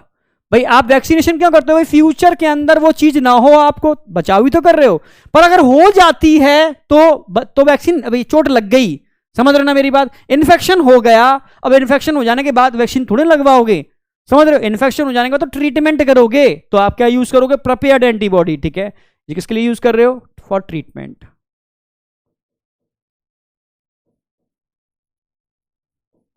तो ट्रीटमेंट के लिए तो आप पैसिव इम्यूनाइजेशन यूज करते हो, और प्रोफाइलेक्सिस बचाव के लिए, ठीक है, समझ रहे हो, तो आप एक्टिव इम्यूनाइजेशन यूज करते हो। हमेशा इन्फेक्शन से पहले वैक्सीन काम करती है, इन्फेक्शन के बाद वैक्सीन काम नहीं करती। इन्फेक्शन के बाद तो आपको सीधे सीधे एंटीबॉडी देने पड़ेंगे, ठीक है। स्नेक ने बाइट कर लिया, पॉइजन पहुंच गया, एंटीबॉडी देने पड़ेंगे, ठीक है, एंटीवेनम। चोट लग गई, टिटनस के जो स्पोर होते हैं क्लोस्ट्रीडियम टिटनाई की बॉडी में एंटर कर चुके हैं, एटीएस का इंजेक्शन लगवाना पड़ेगा, वैक्सीनेशन काम नहीं करेगा। समझ में आ गया होगा। अब बताओ यहां तक समझ में आया, नहीं आया, आज इतना ही रखेंगे। अब क्वेश्चन डिस्कस कर लेते हैं, बस फिनिश करते हैं। यस या नो, वेनम, वेनम तो समझते हो ना, स्नेक पॉइजन, स्नेक के जो पॉइजनस टीथ होते हैं उनको फैंक बोलते हैं। और वेनम किस ग्लैंड में बनता है, स्नेक की जो सलाइवरी ग्लैंड होते हैं, पैरोटिड सलाइवरी ग्लैंड, ठीक है, उसी का मॉडिफिकेशन होते हैं पॉइजन ग्लैंड, उसी में भरा होता है वेनम। समझ रहे ना मेरी बात, प्रोटीन नेचर का होता है। वेनम को अगर आप पी जाओगे तो स्टमक में डाइजेस्ट हो जाएगा, कोई नुकसान नहीं है, पर ब्लड के कांटेक्ट में नहीं आना चाहिए, ठीक है। और अगर ब्लड में चला गया तो ब्लड क्लम्पिंग कर देगा, ठीक है। और कई टाइप के वेनम होते हैं जो न्यूरोटॉक्सिक भी होते हैं, ठीक है, तो डिपेंड करता है किस टाइप का वेनम है, ठीक है। ओके ओके ओके ओके, समझ आया, okay okay okay, yes sir, clear clear clear clear clear clear clear clear, ठीक है। पीवाईक्यूज, अब पीवाईक्यूज पर आ रहे हैं, बिल्कुल बिल्कुल बिल्कुल बिल्कुल, ठीक है। फिर भी एक बार देखना, बस सिंपल है, आंखें बंद करके, एक्टिव क्या है, पैसिव क्या है, भाई कौन बचा रहा है, कौन किसके बाद। कोई बच्चे कंफ्यूज, कोई बच्चे इसी में कंफ्यूज होते हैं, क्या सर चोट लग गई, ठीक है, अब वैक्सीन लगवा लें क्या, अब थोड़ी ना वैक्सीन काम करेगी। वैक्सीन कब काम करेगी, पहले प्रोफाइलेक्सिस ट्रीटमेंट के लिए तो आपको पैसिव इम्यूनाइजेशन देना पड़ेगा, ठीक है, ये चीज समझनी है आपको। चलो एग्जांपल पे क्वेश्चन आते हैं। अब मैंने देखो, इन्फेक्शन, कोई भी इन्फेक्शन दे दे, हजारों टाइप के इन्फेक्शन एग्जांपल में लिख सकते थे। एक ट्रिक लिखो, ऑल इन्फेक्शन, कोई भी इन्फेक्शन हो, समझ में आ गया। ऑल वैक्सीन, कोई भी वैक्सीन हो, समझ में आ गया, ठीक है। ये तो मैंने बता दिया, आईजी पे क्वेश्चन आएगा, प्लेसेंटा समझ जाओ, कोई भी एंटीबॉडी, दो ही आपके एग्जांपल में आते हैं, एटीएस और एंटीवेनम, बस सारा क्लियर है। अच्छा, एलर्जी मैंने आज नहीं कराई, कोई नहीं, कल करा देंगे एलर्जी, जरा सा एलर्जी एक सिंगल स्लाइड का, कल करा देंगे। कुछ एलर्जी के क्वेश्चन अगर एक दो मिल जाते हैं तो छोड़ देना, कल की स्लाइड में कवर कर देंगे एलर्जी, ठीक है। अब पीवाईक्यूज पर आ जाओ फटाफट। ट्रांसप्लांटेशन ऑफ टिश्यू अभी बताया, या organ fail often due to non acceptance by the patient body, which type of immune response is responsible for such rejection. कभी कभी हमारी बॉडी इसको रिजेक्ट कर देती है ट्रांसप्लांटेशन को, तो कौन सा इम्यून सिस्टम इसके लिए रिस्पॉन्सिबल होगा, 1 2 3 4, देखो क्या लगा रहे हो भाई,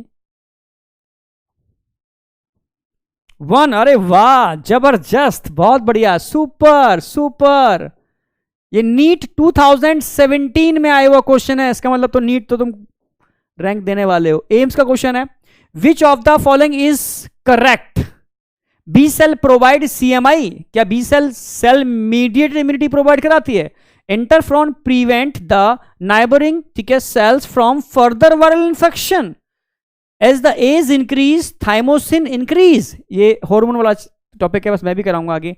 टी सेल प्रोड्यूस एंटीबॉडी, बताओ क्या चीज करेक्ट है इसके अंदर, देखो क्या लगा रहे हो, बेहतरीन, मजा आ गया यार, बहुत बढ़िया, सेकंड ऑप्शन, क्योंकि इंटरफ्रॉन आप समझ गए ना, बी सेल कभी भी सीएमआई प्रोवाइड नहीं कराती, टी सेल प्रोवाइड कराती है।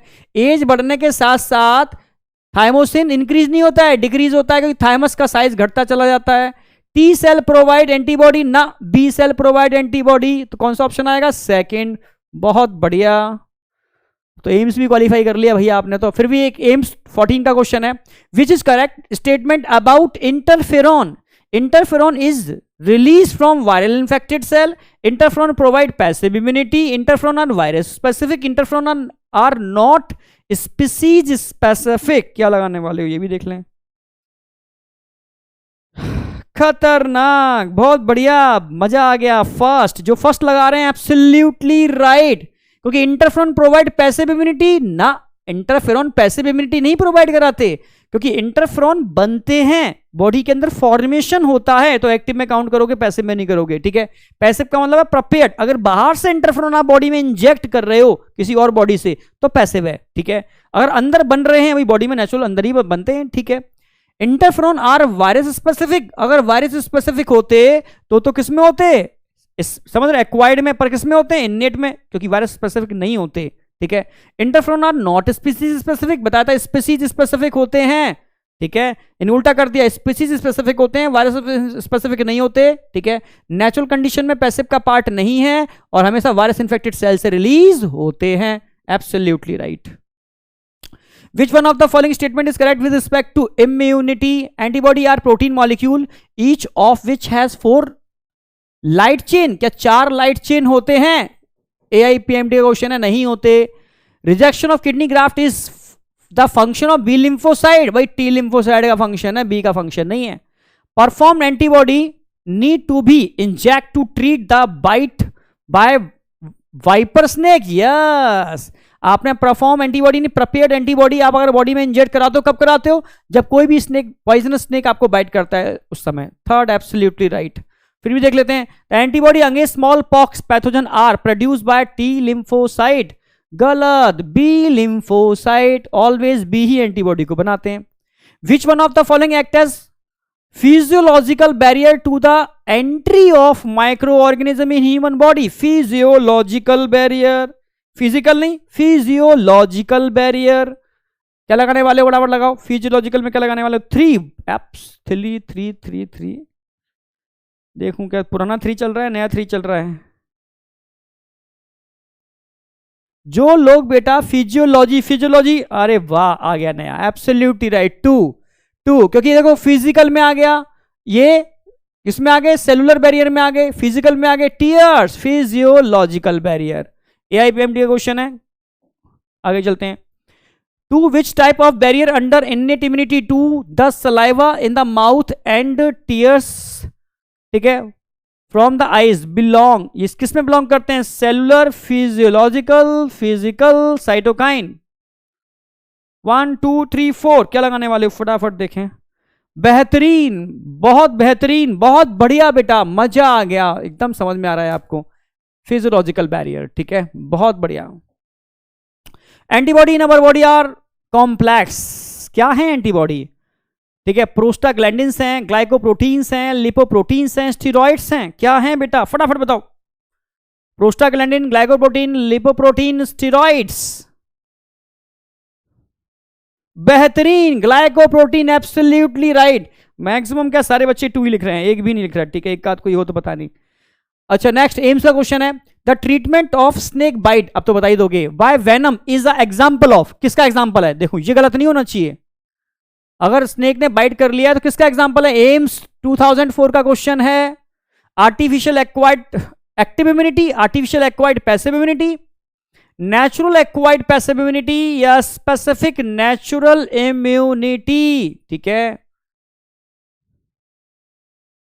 क्या लगा रहे हो भाई? सेकंड लगा रहे हो, एब्सोल्युटली राइट।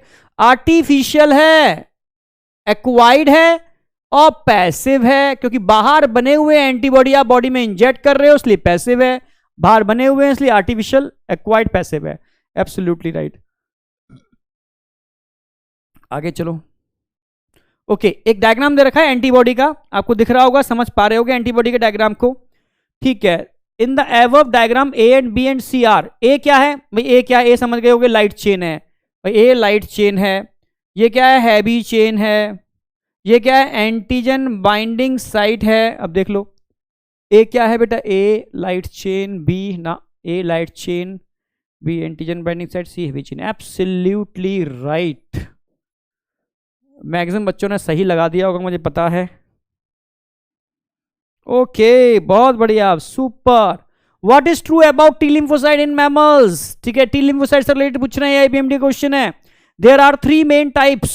क्या 3 टाइप्स के होते हैं? These originate in lymphoid tissue.